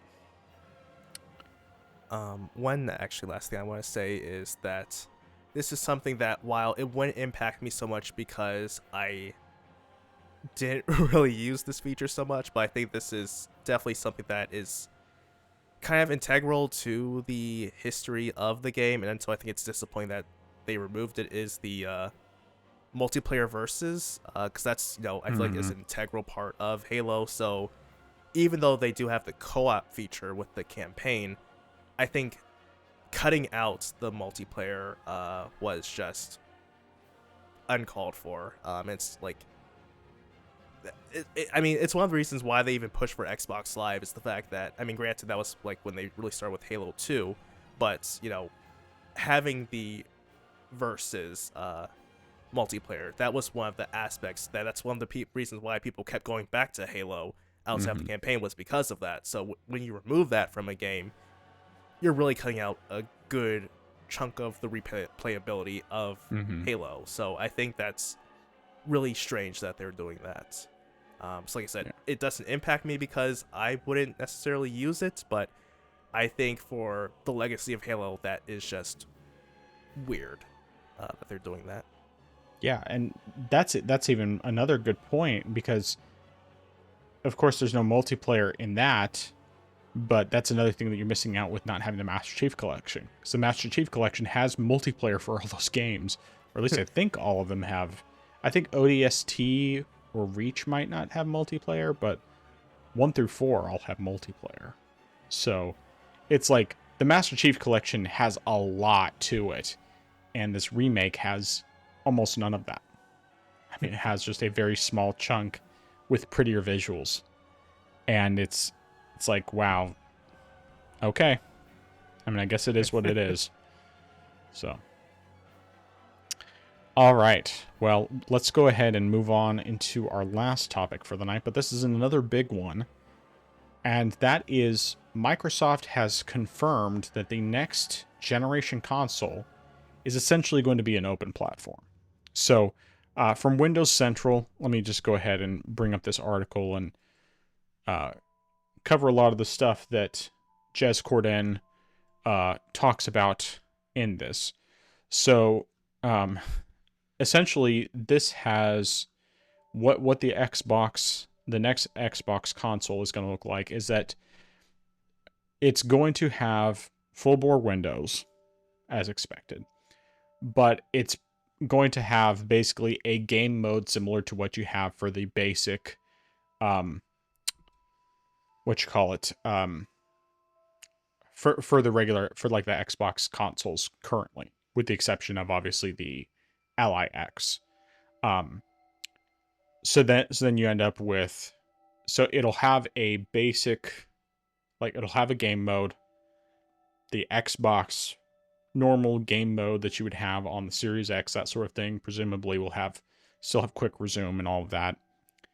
And then you can separately, if you want to install other installers, other stores, Steam, Epic Games, GOG, Battle.net, etc., you can go into the desktop mode and then you can, through Windows, install those things. So basically, it's just going to be a much more open version of the Xbox that has a lot more freedom to it, but at the same time, still has the console experience as the basic, as the main focus. So, that's essentially what the story is. Apart from that, they did say that they are, well, I guess they didn't officially say this, but Jez Corden was told that Microsoft still plans to make its own Xbox handheld eventually along the lines of this new plan. Oh, and I almost forgot to mention as well with this, they've confirmed that this new Xbox console, even though it is essentially going to be a PC, will actually have native compatibility with all Xbox games. So even if that is technically not native in that it's just using a translation layer, you'll be able to play your Xbox One, and Xbox 360 library, at least the digital games, on the new console. And considering the fact that the way they currently have it set up is, at least with the Series X and, well, the Series X, if you have the original discs for Xbox, for the majority of games anyway, for Xbox and Xbox 360, you can insert those discs and it will download a digital version of those games. So basically, it just proves you have the license and then you get a digital version for free. So I'm guessing that that's essentially what they're going to be doing as well with the next Xbox console PC thing. But what are your thoughts on all of this? Oh, all right. So this is definitely a lot to unpack here. It's definitely gonna be interesting. Now, one of the things that obviously is just interesting is the fact that it's an open platform essentially. So you do have the game mode, but you also can get into a desktop mode. So this really just sounds to me like the Windows equivalent of a Steam machine, essentially, more or less, because you do have that game mode that you have, with your, I mean, I guess nowadays you would just call it SteamOS, and you're getting into this that version. They can get into desktop mode, and then you can go into all your other launchers and stuff, and you can just use Windows as you normally would. So that's definitely interesting there. But the fact that it is just running full-blown Windows is just like, yeah, this is really just essentially a PC at this point, just with a overlay, like a different gamer mode. Like I said, similar to how, the Steam Deck has it with SteamOS, which isn't bad. It's interesting to say the least, and I mean, if Microsoft can get this to work well, then essentially, we could just see a complete shift in how and in how consoles are moving forward. I mean, like I said, Valve tried doing this with the Steam machine and they failed. Now, granted, part of the reason why is because Linux gaming was not where it is now. Back in whenever it was like 2011 or something like that. I don't know. It was like early years, and Proton was just abysmal at the time. So that definitely didn't help with that. But now that more people are on PC than they were then, and the fact that Windows having more support for games should definitely help a whole lot with trying to consoleize the PC experience. So that will definitely help there. It's just interesting on so many different levels, because this could possibly work. It could also have some risks to it of just it blowing up in Microsoft's face, but I kind of feel like I doubt that'll happen. Now, one thing that I saw in the article, and this is also something that has been stated before, so this is just reiterating it, is the fact that Microsoft said that this device is going to be a premium console. Which, what's that mean for the price? Considering the fact that, and granted, as we said before, Microsoft had no input regarding the price, but considering the fact that the ROG Ally X is $1,000, what's that gonna say about the price of a console as opposed to a handheld? And I mean, Microsoft already raised the price of the Series X, which is a 6-year-old console. And I mean, like, that's what now, like $700-$800 at this point, something like that. So if that is a 6-year-old console that's that expensive, how much more will a new console be? I mean, I can easily see that being at least $900, if not more. Yeah. So like, if they're saying it's even premium, that means they're gonna try to justify it possibly being $1,000. Which is just insane for a console in this day and age here.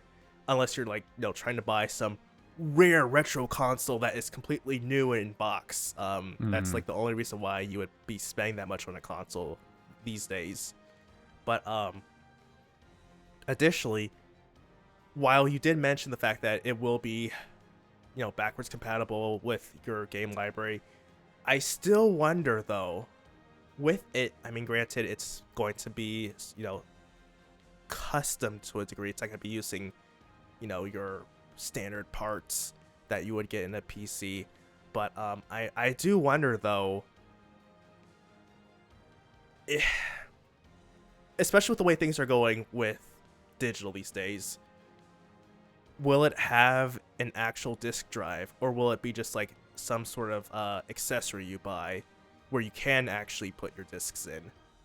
I'm just really curious, because especially with like I said, with the way things are going, PC's already all digital. I mean, you can still buy discs here and there, but that's a very extreme rarity. It's like probably less than 1% of PC games these days. And with consoles, at least being half physical, half digital with their sales, and that's, just continuing to tip in digital's favor, what's that going to be like with the next generation, especially with Microsoft leaning more so toward the PC side with the Xbox. So I'm just really curious on that end, with how they're going to handle those games. Like, if you have a game digitally in your library, I don't doubt that those games will be available, and you're just like, okay, go into your account, here are the games. But if you have the games physically, what's that going to mean for you? I just want to know that. But one of the things I've really found interesting is the fact that supposedly the console will not have paid multiplayer. Oh, which yeah. I think is I can't believe I forgot to mention that. Wow, that is like the one thing that I really wanted from consoles. And honestly, if I wasn't already on PC and I hadn't, migrated to Linux, that would really make me consider getting the Xbox, just because Yeah. the thing I wanted for a long time is gonna go away. I Yeah. mean, the thing I I'm gonna get, free online multiplayer, which is just wow. Which, I mean, it makes sense because if it is Windows and it is a PC, you're not gonna have the online multiplayer. So, it really also just makes me. It's just really funny to me, to the fact that console players don't want PCs, but they want the PC experience. They want our benefits without actually wanting a PC, and yet, and they justify why they have these, like, oh, you need to pay to have it because you get to have you have to pay for the servers. It's not a charity, but they're gonna be fine once it's free, though, saying, oh, thank you, Microsoft, you're giving us the free stuff here. uh Weird, but I think that's great, though, not having to pay for the features that should be there in the console you bought. It's Mm. definitely great.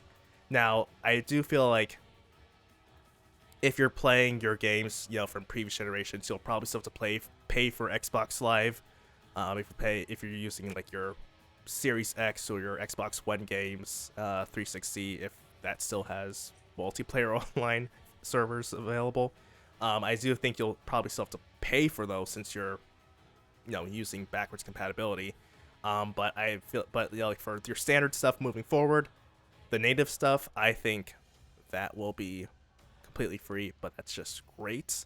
Um, yeah, I mean,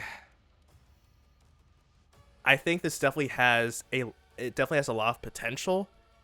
The biggest thing that is going to be a hurdle, I think, is possibly going to be the price, because I feel like some people are going to say, yes, I can have all of these games. I think also possibly, which, I mean, Microsoft is counteracting this by putting their games on PlayStation, but if they want to get people outside of Xbox, how are they going to do that if, they have a high price? If there's a high price there, some people might say, especially like the PlayStation players, they might say, well, if I'm going to do that, I might as well just get a PC. What's the point of me getting an Xbox if it's going to be that expensive, and I could possibly get something that is around that price, or spend a little more, and I could get something more powerful. That's just something that I want to know. Now, I think this will be another Steam machine situation where a lot of the parts will be proprietary, but at the same time, I kind of wonder if there's still some sort of customization that can happen with the hardware, Mm. because, I mean, at least with the original first Alienware version, you could still go in and upgrade the RAM, you could Mm-hmm. upgrade the CPU, and I mean, of course, you could also upgrade the hard drive as well. So I wonder, while a lot of the stuff will be proprietary, and since it's going to be using an APU, you probably can't change anything there, since the Right. CPU and GPU are going to be in the same die essentially. But I wonder if there's like other Well, components you could possibly. no. APU is. I don't think APU is combination of CPU and GPU. I'm pretty sure APU is just is more or less a combination of GPU and RAM. Maybe I'm wrong on that. Oh, okay. I'm pretty sure Okay. CPU is still separated. Okay.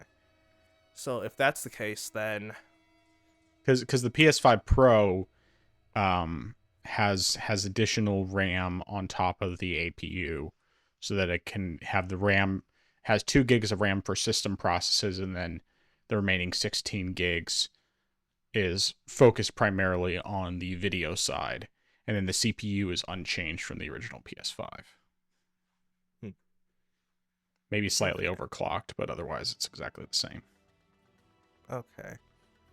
So in that case, then I still wonder if there could be some sort of upgradability that could be possible. Like I said, it probably it'll be limited. You're gonna be able to do the same thing where you could do with a a standard non-proprietary PC, but I wonder if you could still do something like swap out the RAM for, faster RAM or for higher capacity. I definitely feel like the storage you'll be able to upgrade. I feel like that we've definitely got to that point, but if you could upgrade something inside of it, I think that's a plus. Will we get that? I don't know, but if Microsoft allows that, it would be cool. But we'll definitely have to see on that end. One last thing I'll say though is if this does go well, or at least somewhat decently. I mean, I know we've also talked about this in the past, but I wonder if this would definitely, if it wasn't happening, I wonder if this would incentivize Valve to possibly do a Steam machine too. Now that's something that I would definitely be more interested in getting, just because of I'm just that intrigued by it to try it out, even though I know that it most likely wouldn't be,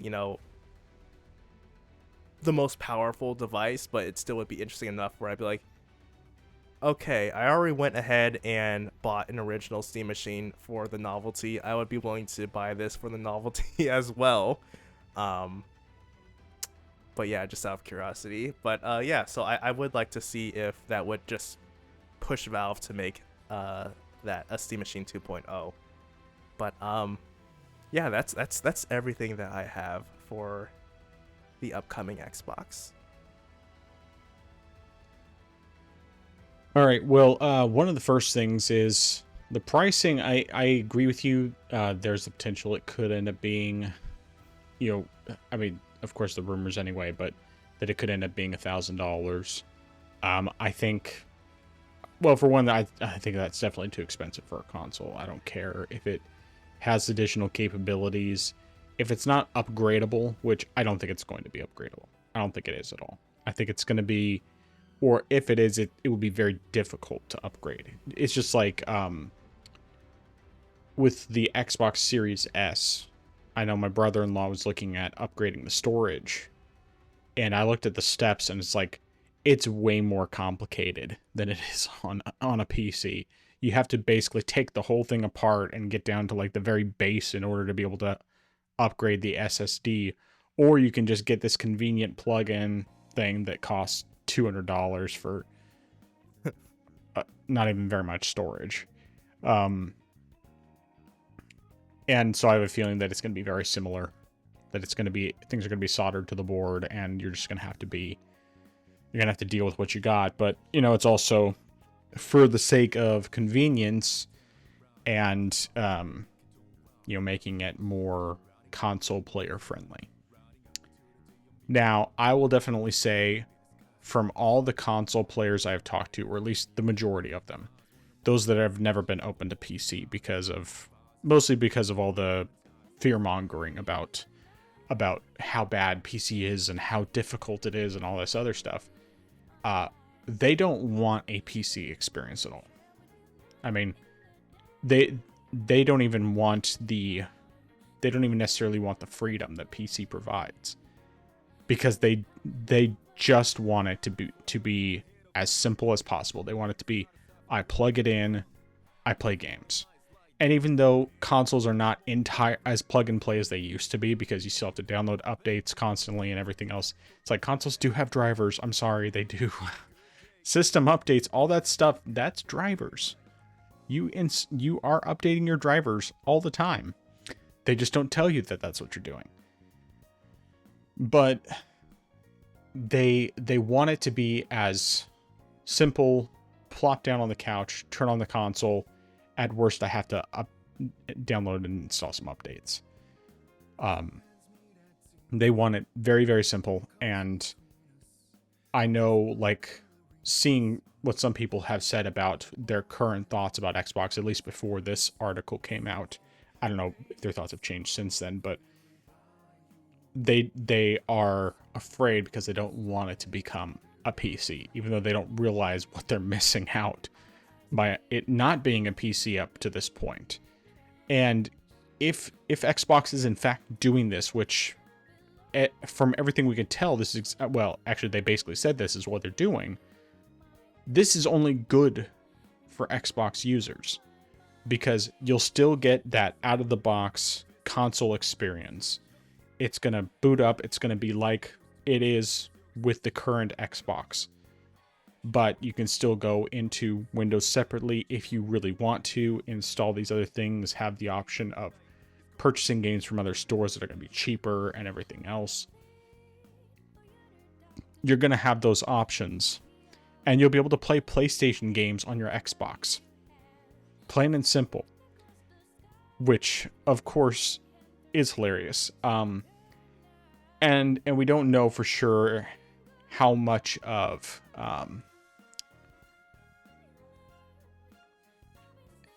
how capable the hardware is going to be when it comes to playing some of those games. The majority of PlayStation games, though, are not real demanding. Like, you can play most of them on the Steam Deck, which means that they'll easily run on the new Xbox console because that thing is not going to be weak.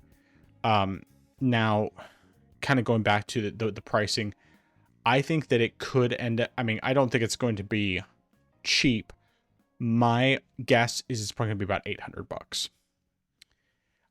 And the reason I say that is, number one, the current prices for the Xbox Series X. So $800 is for the 2 terabyte disc model of the Series X. I think it's $650 for the regular 1 terabyte version. But I do think that there's a strong possibility that they would do around $800, maybe $850 for the new console. It's still too expensive. It definitely is. But at least it will have a heck of a lot more freedom than they've had before because people will have the option to do those other things.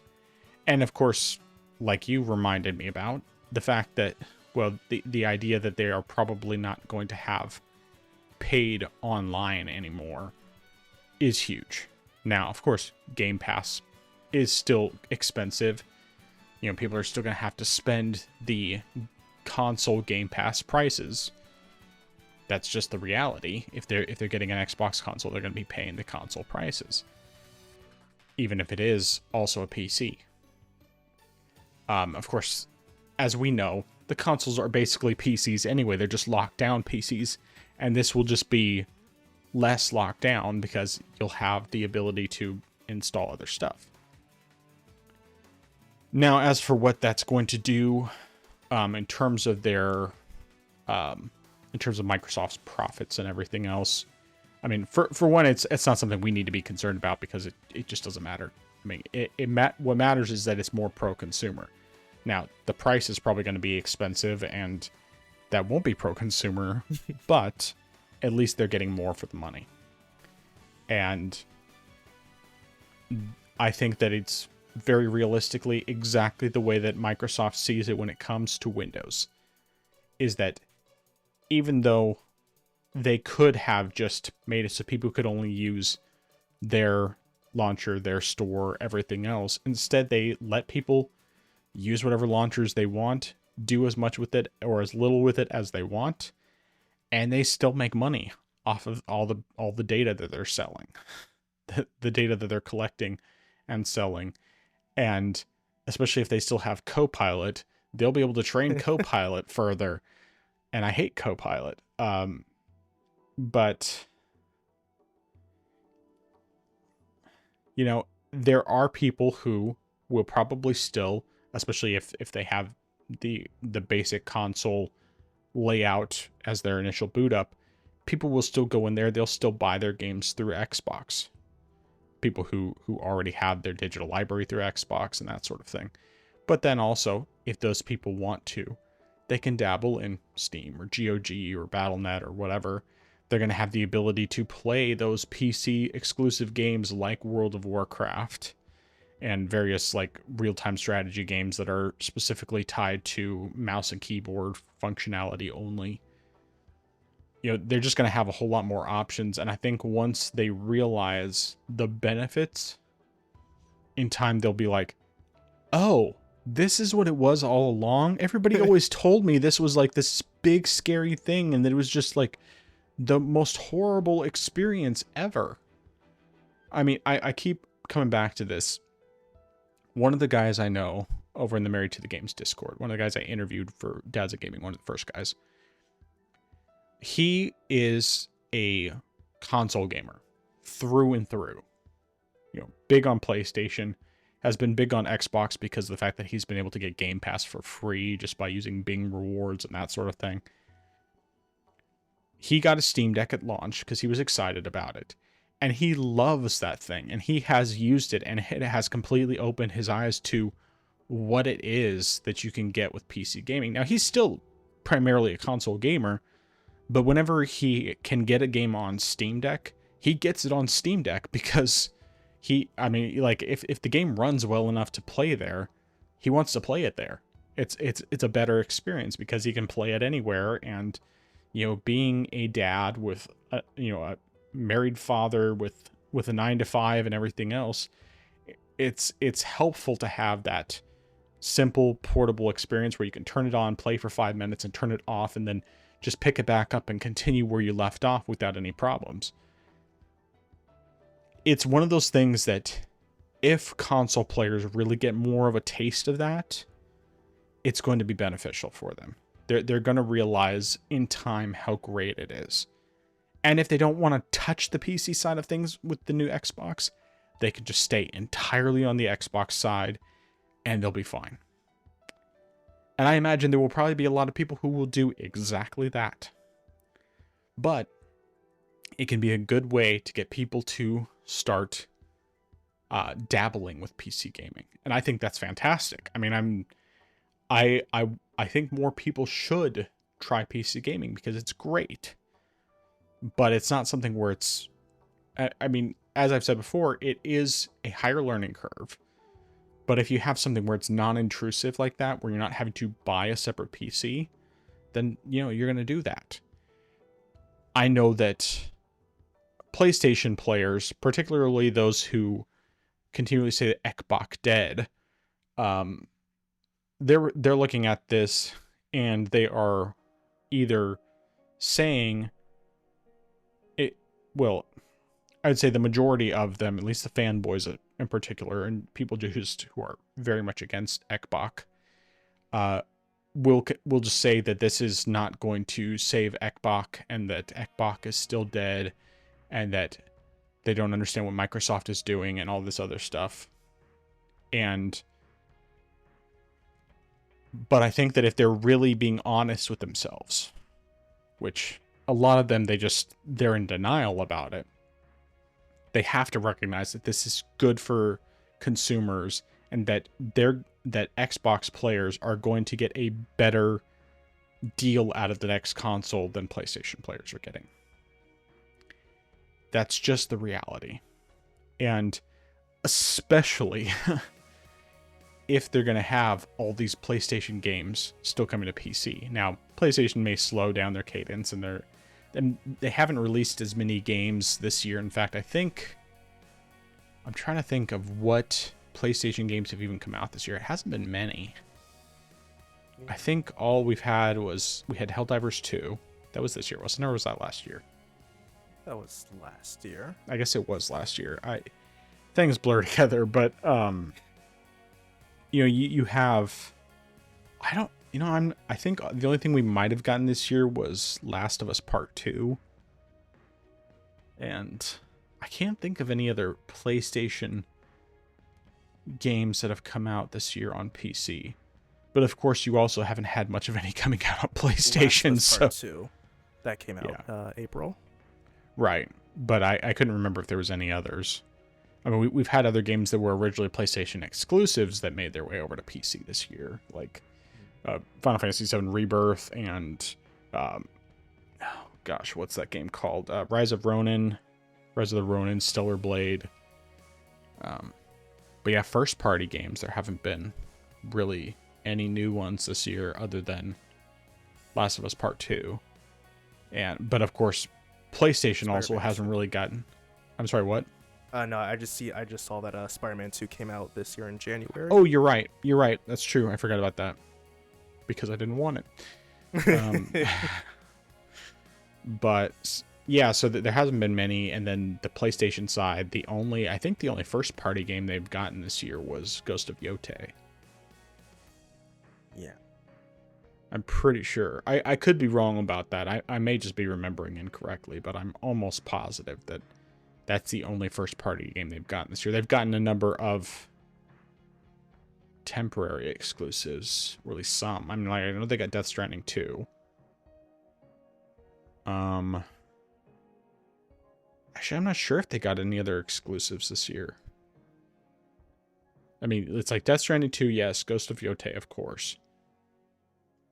I'm sure there has to be something. It can't be that there's no other PlayStation exclusives this year. And I mean, obviously, any of the exclusives that were this year are going to be on PC, which means they'll be on Xbox. At least, you know, the non-first party games, but even the first party ones, I think that I don't know what they're doing. I obviously I want to see more of their back catalog of first party games, because they have some really great ones that I love. But regardless of any of that, going back to the actual topic, I think it's good that Microsoft is doing this. Of course, we had talked about this a long time ago. I don't even remember which episode it was, but it was one of our early episodes, like probably within the first 6 months that we started the podcast, that we had that mock-up of an Xbox handheld that had some PlayStation games in there. And sure enough, just like we predicted, I mean, PlayStation games are going to be playable on an Xbox. I mean, they're already technically playable on an Xbox for the ROG Ally X, or the Xbox Ally X, and, well, Xbox Ally and Ally X, but having them playable on a proper Xbox console, home console, it is, there is that. Yeah, I don't think I really have any other thoughts apart from just repeating myself over and over.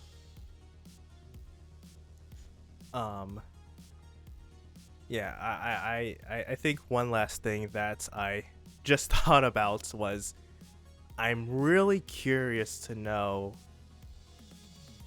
if it would be possible for someone to, say, boot or possibly dual boot, because I would be very interested in seeing if someone could put on SteamOS onto that Xbox, or possibly Bazite. I mean, it wouldn't make me get one, but just out of curiosity, I would like to see that as an experiment to see if that would be possible or not, since, you know, it's running full Windows 11, which means it is running, you know, a whole setup as a normal computer, which means you should be able to just go ahead and try to boot into there. Now, you might have to do something like disable secure boot or something like that, but you should theoretically be able to install. Yeah, I mean, if you can OS. access Windows, you can partition the main hard drive. Well, I guess it's probably only going to have the one hard drive. But... yeah, so it should be possible. Yeah. I mean, hey, and if you're crazy, you might even just say, like, I'm going to boot up Windows 11. I mean, Windows 10. Just because I can. Yeah, I mean, you could, but it probably wouldn't be worth it when they're not doing security updates for that anymore. But, yeah. All right. Well, yeah. It's a brave new world, and we're seeing the first step of consoles becoming more or less officially PCs, just with the console interface as part of that as well. Which, I mean, if Microsoft would make a console interface for Windows 11, make it possible to have that would be great. But at the same time, I mean, for me, it's not a big deal. You know, I've been gaming on PC for a long time. I have no problem with it. Like, if I really want to, I could just have Steam Big Picture and I'm good to go. But obviously, I do a lot more on my PC than just play games. So, Now, I mean, I do feel like that's something they could possibly do, since Hmm. they were going to try to roll out that feature from just the LIX to other handhelds as Right. well that use that. So, I mean, I wouldn't say it's out of the question for regular desktop PCs to have that same feature as well. I mean, that could be Yeah. something that they just decide to do, especially if they're going to try to expand upon their Windows their whole market share. That could be something that they do. Is Hmm. like, hey, since we got this feature on our Xbox console, we're gonna implement this on Windows desktop as well. So if you've got that, we're going to roll out this update here, so that way anyone who's using Windows 11 can go ahead and have an Xbox UI overlay, essentially. So Yeah. I don't see that being out of the question. Yeah, I mean, it's But obviously completely doable. It's just a question of whether or not they will do it. Because I would be very interested in checking that out, especially like quick resume and that sort of thing. But I mean, really, the only thing that makes me even the only reason why I'm not entirely interested in it is because of the fact that while I love things like Steam Big Picture Mode and all of that, the only time I really use it is if I'm just playing games. And even then, most of the time, like I don't have a problem just running Steam. Like I did Big Picture Mode during my 24-hour live stream, mostly because of the fact, actually I don't even think I had it in Big Picture Mode the whole time, but I did that mostly because of the fact that it was just cleaner for the presentation side of things. But I don't have a problem just using Steam normally, since I'm already doing everything else, because that's why I have 3 monitors, so I can multitask. But yeah. All right, good stuff. Do you have any other thoughts before we get into closing out for the night? no, sir. All right, so let's get into our recommendations and dissuasions. Start us off. All right. So my recommendation, first one's going to be constantly save your progress in Castlevania. I can't stress enough how frustrating it is to make progress in a Castlevania game and die, only to have to redo all that progress. But at the same time, I can't also stress how grateful I am when I do die and I happen to save just a minute ago. And so then, especially if it's right before a boss fight, and then I'm like, I'm so glad I did not have to start over from all the stuff that I had just done. So Hmm. definitely save as you play along. Unless you've like played a Castlevania game and you've played that multiple times, you're like, yeah, I know what to expect. I know how to get through this. Sure, then go right ahead. But I feel like, especially if it's on your first time, save as you play, because you will not have a good time otherwise, or you'll have a less fun time. I'll put it like that. Um, Second recommendation is going to be to rotate your pals off your home base constantly as you play the game, especially as you level up, because as you progress and eventually your base will be rated, your pals won't be strong enough to fight against invaders, so you will definitely want to make sure they're leveled up. So swap them out with the ones you have in your party. Occasionally, just swap out ones that you have in your storage, and then you can go ahead and just just level them up, get them stronger, and go about your business. So definitely do that as well. Yep. Indeed. Um, and yeah, and of course with Castlevania, you can also just use the rewind feature, at least in the collections. So that is also an option. I mean, save states are nice, and that was always a great feature back when I was doing emulation in the day, but even more so. I mean, the rewind feature is very nifty as well. So, but yeah, save states are a must-have when you're playing something through for the first time. I mean, obviously, I understand people, purists. I don't want to use those no save states and all that stuff. Totally understand that, but they can be pretty helpful.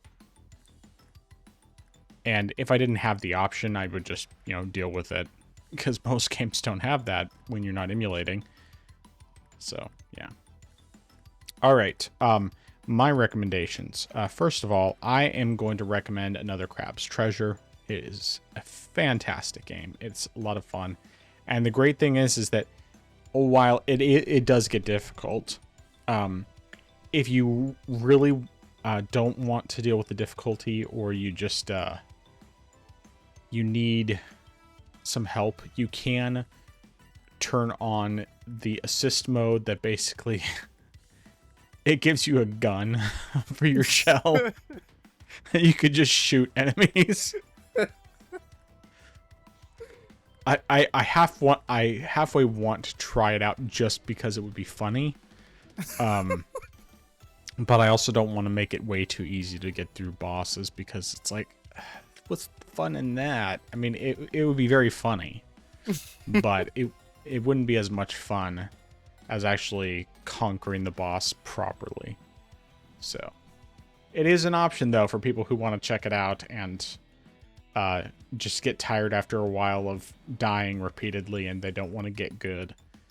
So yeah, but furthermore, on Another Crab's Treasure, first of all, I definitely recommend once you get the option, to ensure whatever your favorite shell is. And you really should only be doing one at a time. I mean, you can ensure as many of them as you want. And I think you probably can switch which one you have pinned so that it will automatically, put that one back on when you respawn. But I definitely, I just recommend making sure you ensure something at least, because that way, if you die, you don't have to worry about whether or not you have a shell available. And most of the time, like when you go into boss arenas and everything, there's going to be shells lying around that you can pick up, but you don't always get the ones that you would actually want, and might not necessarily have the abilities you need, or they're just not as strong. So yeah.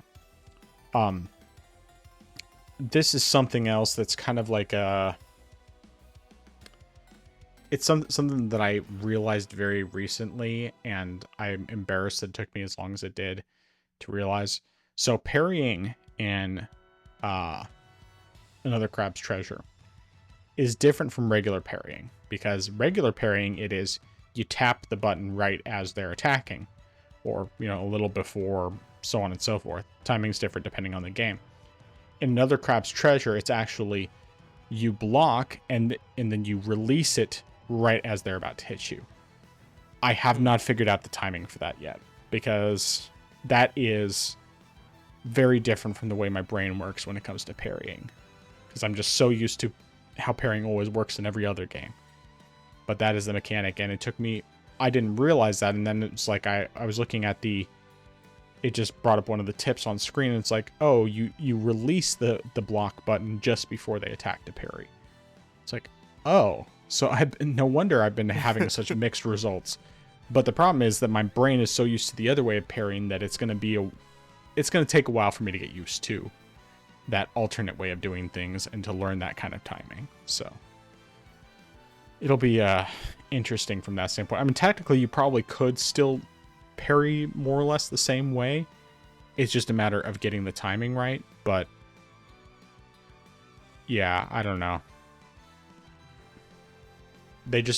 I think they explain it in a way that would work well for people who are not used to parrying. But yeah, anyway, it is what it is. I just wanted to mention that. But the last recommendation I have, actually, I guess I have two more. So one is in Crab, make sure to put more points into resistance than other stats, unless you are just someone who doesn't want to try and block and you just want to dodge and that sort of thing. But being able to block, putting a lot of points into resistance will make your shells last longer, which means you will live longer. So that's a point. And then my final one is in Dark Souls 1, parry Gwyn, Lord of Cinder, because Yeah, he's so much easier if you parry him, and the parry timing is not too difficult. Plus, there is a way to essentially get the AI to constantly use the same attack that will make it easy to parry over and over. So it's basically just you parry him, then you drink an Estus flask, parry him, and right after that he'll do the same attack, and that's the way it's supposed to work. I didn't try that out, obviously. I just went in normally, but I remembered that as I was in the middle of the fight. I was like, oh yeah, you're supposed to do that, and then he'll keep using that same attack that's really easy to parry. So anyway, that is it for recommendations.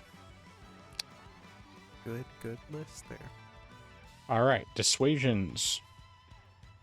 All right, so my dissuasion is going to be do not play Power World on the Steam Deck, and I'm going to expand upon that as do not play Unreal Engine 5 games on the Steam Deck as a whole. So this was actually the real main reason why I got into Power World, started getting back into it, was because it had been officially Steam Deck verified.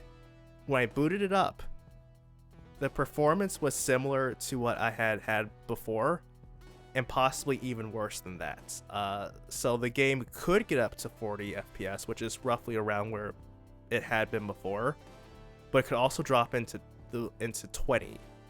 So in that end, it was worse of an experience than I had been getting, because before it was a bit more consistent with being maybe like 30 on the low end, but maybe like 35 to 40 frames per second, but now it's a whole lot less stable. So I definitely do not recommend. Despite that verification, it is not worth playing there at all. And I mean, all the Unreal Engine 5 games that I've played on there also were similar, so I also would not recommend playing them on the Steam Deck as well. So just as a whole, avoid UE5 games on the deck, even if it says verified, because it's not going to run that well. That's all I have. Good. I might say that Expedition 33 can be okay to play on the Steam Deck. You just have to be aware it's not going to perform anywhere near as well there. But, of course, obviously, I guess the other thing I would say is if you have a UE5 game that is entirely turn-based, like truly turn-based, it's probably okay to play that on the Steam Deck, because then at least you don't have to worry about precise timing and that sort of thing. But anyway, my dissuasion is in Letter Quest Grimm's Journey, or the remaster, do not try doing the 4-star challenges until you build up your stats, because it doesn't matter how much skill you have, RNG is a whole lot more important in this. And even if you don't have enough health, you will die very quickly, because there's nothing you can do to prevent yourself from getting hit by the enemies in the elite challenges. So just don't try doing those 4-star challenges until you have gained enough health to where you can withstand attacks for longer. Even if you manage to get a bunch of good, strong words, a lot of times early on you're not going to be dealing a whole lot of damage. So that's what I got. So where can people find you? They can find my channel. I am Xeracon. That's IAMXERACON. So youtube.com/@IamXeracon. Like I said earlier, still working on reworking the Expedition 33 review. So that's gonna come out hopefully later this week.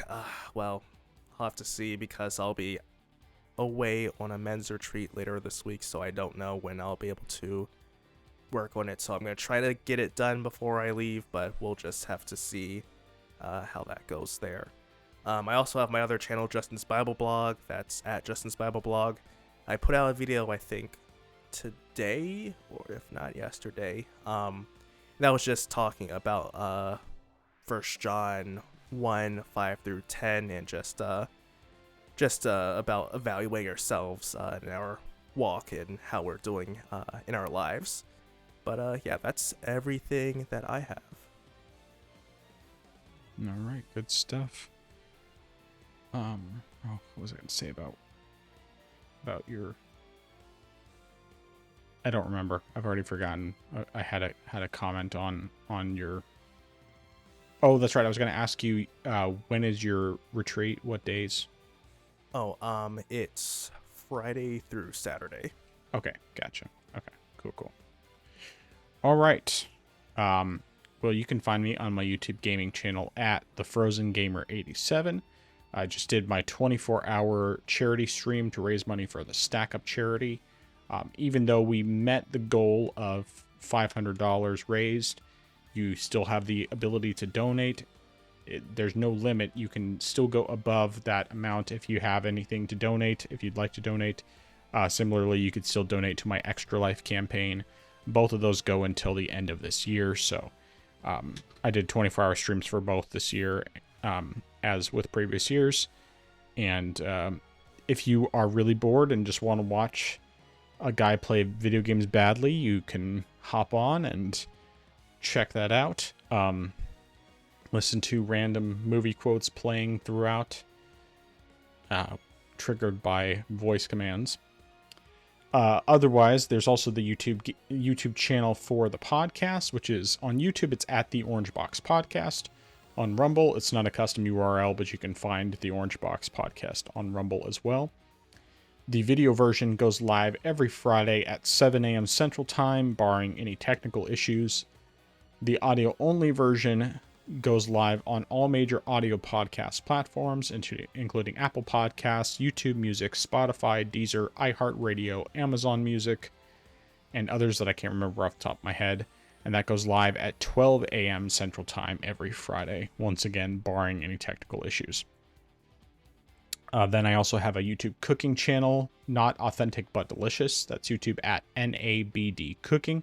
Hasn't been anything new on there for a while, but there's somewhere between 30 and 40 recipes. I don't remember the exact amount, and hopefully at some point I'll start getting stuff done again. It's just low priority on all of these right now. I have other things that are more important. And I didn't mention earlier, although there are some videos I have in the works for my gaming channel, I just haven't had much chance to work on them. So I need to... I'm hoping to get to those sometime in the not too distant future, but like this weekend, Saturday, we're going to be working on trying to get stuff ready for doing a garage sale sometime soon. Basically just going through sorting stuff, organizing and all of that, because we want to get that done so we can finish the project in the garage, get that all set up. Hopefully before Christmas, because that's when we're hosting, and I would like to have it set up for the kids before that happens. So that's the goal, at least. But yeah, that is everything, other than you can contact us, send us an email to the orangeboxpodcast@gmail.com, or you can comment on the YouTube or Rumble videos. You can write us on X/Twitter. Although we're not active on there, we'll still see the messages. So that is everything, I believe. So, last chance. Any final thoughts? No, sir. Well, I am the Frozen Gamer 87. That is I am Zerocon. We are the Orange Box Podcast. And until next time, Ekbok dead, long live Ekbok, as the saying goes. Orange Box Podcast, out.